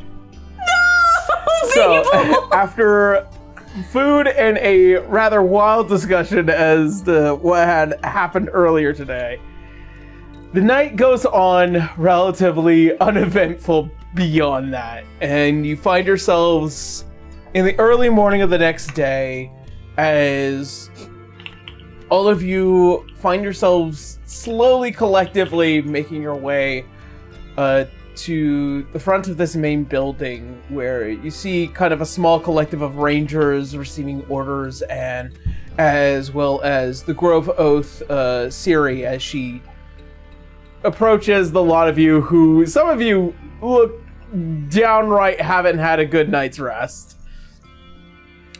who's some of us who hadn't had a good night's rest. We're fine. Oh yeah, I feel perfectly refreshed. Adara's I'm peachy, perfectly actually. fine. Wolf busts out the CBD oil and takes a nap. Yes, Grandpa, let's go. Oh, and just for flavor's sake, let's say Cirrus showed Beowulf to the shop and they just got the silver things taken care of on that. Yeah. Hell yeah. You see, as well as Ian and Tusker also making their way over, as Tusker, who just like gives a very high wave towards all of you. Whoa. Briar's gonna try to hide in her room. She has not gathered with the rest. Welcome, boys. Good to see you guys again. Good to see you all as well. It is a pleasure to see each and every one of you happy, healthy, and I suppose ready for something. As the Grove Oath also kind of like looks over the entire party. I think we're missing one. Who are we missing? She's taking some extra rest. Yeah, She'll be she along didn't. shortly. She didn't sleep terribly well, so You can kind of see as Ian also goes from like the blank face to a little sly smile again. Adara just leans over at him and just shakes her head. Stop it. Just stop it. Like she knows he did this to her. I'm not judging. Ian, I dated you for 2 years. You did this to me. I know what you did. Yeah, but at Just least I stop. actually read the books. Did you? I did. Okay, never mind. All right. I But still judged you don't- for it. No, but give her some space, please. Abel's Please. going straight back to her with that information. I'm letting you know now he Yeah, heard that shit. That's He's fine. gonna tell Adara's her. not going to stop you. She's trying to help Briar. But at the same time, she's like, listen. You want people to stop picking on you? Don't keep poking Briar. I'm not poking her. You gave her a look. I gave a look. Which is You know what not you an- did. It's not an implication of guilt. Just, Ian, please, I'm trying to save your life.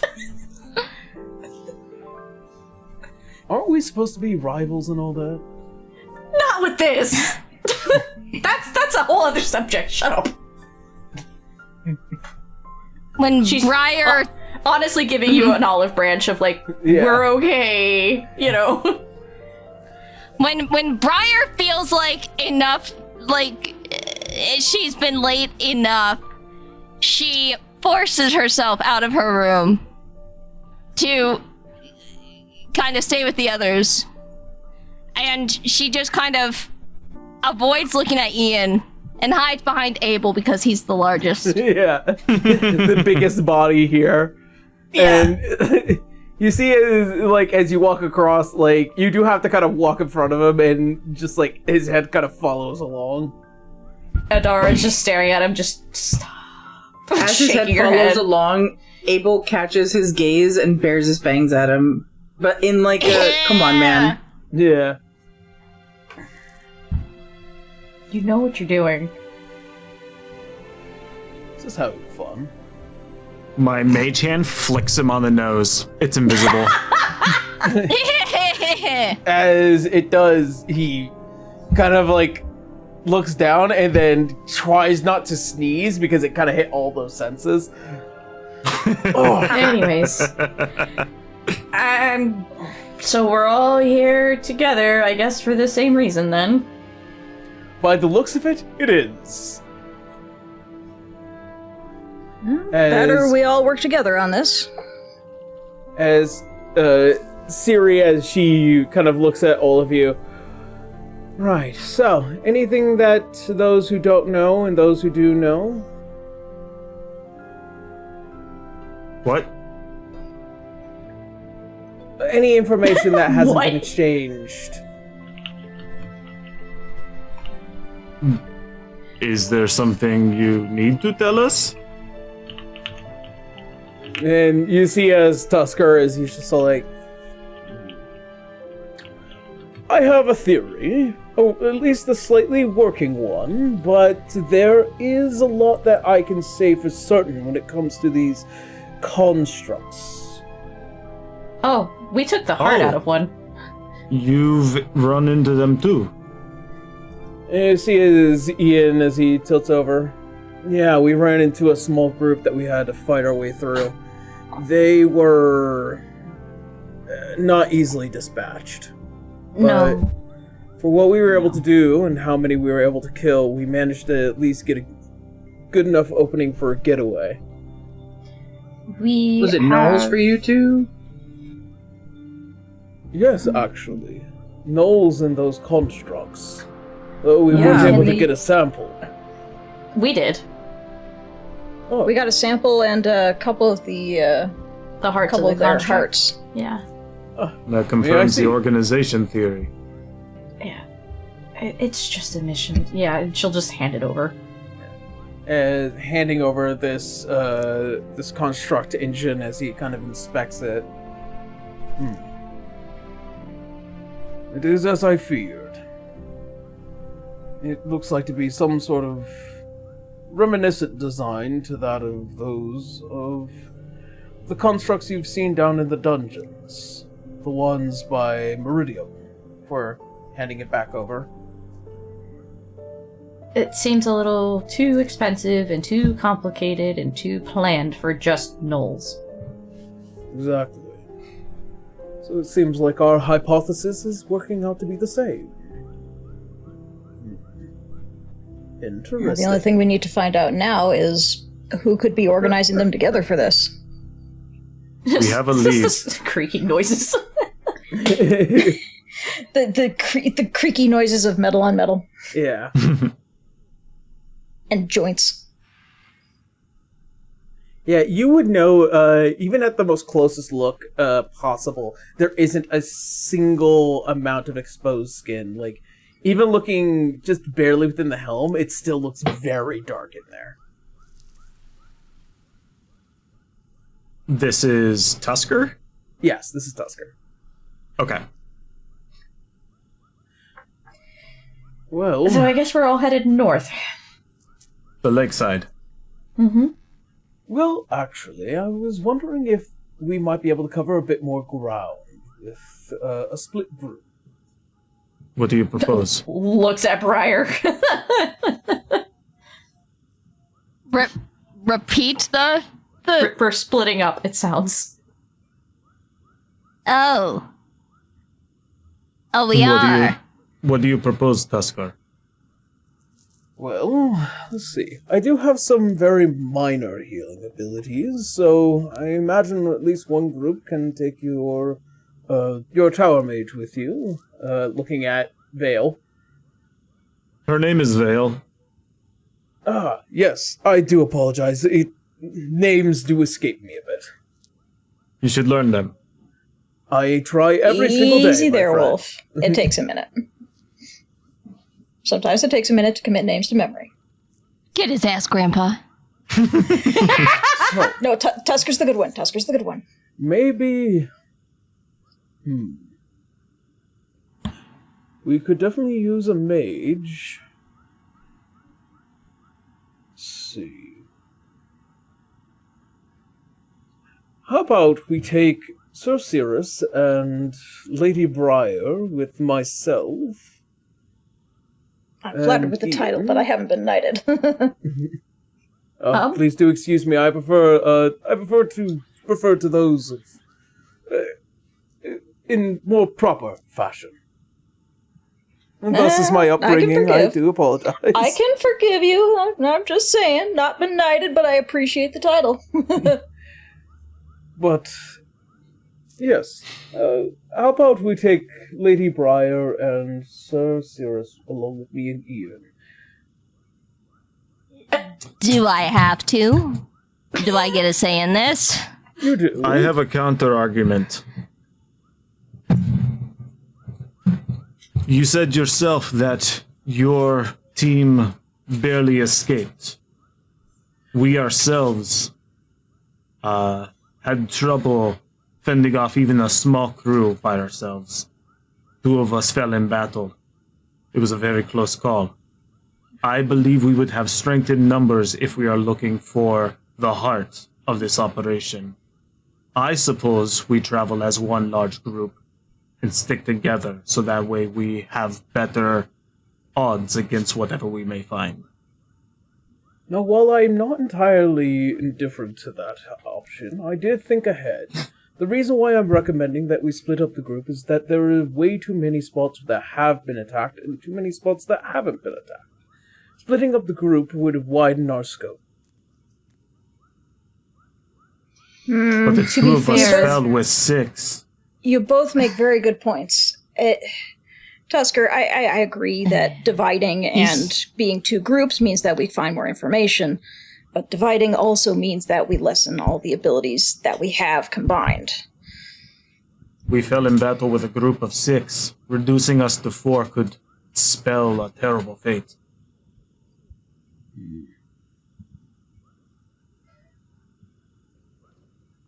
I suppose so.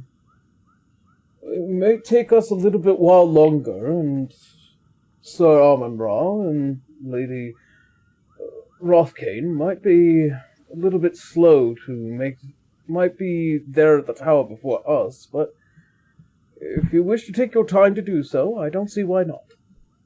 There is no point in rushing if people die. That I can agree on. By all means, we can stay close by if we do still want to divide, but we can stay close by so we're able to reach each other quickly. Yes, and if anything does happen, we might be able to split the party if necessary. We have an A team and a B team, just so that way we know exactly who to group up with in the worst of times. And Cirrus and I both have, and she holds up the stones, a way to communicate if needed. Yep, so we can immediately let them know, or they can immediately let us know. In the meantime, we will account for everything to the Six Fangs, considering that the majority of the group is here. Okay. Very well. Well then, as looking towards the Grove Oath. Right. Well then, I'll give some knowledge and passage from the other rangers within the vicinity of the Grove, but beyond that point, you will all be on your own. Oh, any information is better than none. Very good. And of course, you do have Alana with you, and never the case you need to message back to me. Sounds like a plan. Very well. Thank you. As she nods, she goes and handles another group of individuals, mostly some Grove Rangers, and you are all left to travel to the north of the Boreal Grove to begin your investigation. And I believe that is where we're going to go ahead and end today's session. Poor Briar. To be fair, at the end, that was you bringing more attention onto it. Yeah, crazy about a roleplay. That It shit was was so fun. funny. It was very fun. Oh my god. Tara, well played. Yeah. I loved all of that. Thank you. That was a great Thank commitment you. to the bit. Yes. A round of applause. I loved it. 10 out of 10, dude. Thank you. Abel got a handhold. Yay! All right, so before we head on off, we're going to do some relatively quick announcements. Oh, are you just waking up, buddy? Because you know we're wrapping up? Yeah. Yeah, Bancho. Little nugget. So, with that being said, we're going to do some relatively quick announcements, and then we're going to head on off. I don't really have too many announcements, aside from what will hopefully be the near future updates for lore drops over on the Patreon. We're also probably going to be taking a lot of pictures for the studio project, because starting tomorrow, we're getting the flooring changed. Tomorrow as of recording. Yeah, tomorrow as of recording, we're getting the flooring changed. and I can start beginning the process of putting up the truss system, and as well as expecting what will hopefully be the table that will be coming in soon. So basically, at this point, things are going to start moving fast. Yeah, so we'll keep you guys updated. I'll be taking a lot of pictures because I know who I am, and yeah, I'll leave it there. So, Briar, Tara. Hello, it's me. I'm the Briar one. You can find me. You can find me on Blue Sky at Tara Corbin VO or YouTube Tara Corbin. I, like Briar, am also a fan of books, spicy and or otherwise. Who knows? Hell yeah! I'm a writer. So I might publish things. So if you want to see that, go check me out on those places. But I think that's all for me. How about you, B? Hey, I'm B. I am known as Pastel Werewolf across the internet. And the only thing I have going on right now is my little ACEOs on eBay under Pastel Werewolf. That's it. I'm not cool. Lies. So, Push I'll off. pass it off. Bullshit. That's a lie. I tried so hard this session not looking at the screen during that argument. Well done. I died every awesome. You time made the I sock looked up. puppets. Yeah. It's great. Oh, Made the everyone sock puppets, fighting. just so you were aware. I'm gonna miss them next week. Mm-hmm. I'm not going to be here for 2 weeks. Yeah, we're gonna miss you too. Moving on. I'm sorry. So So That's okay. I guess it's my turn then, if you're Yes.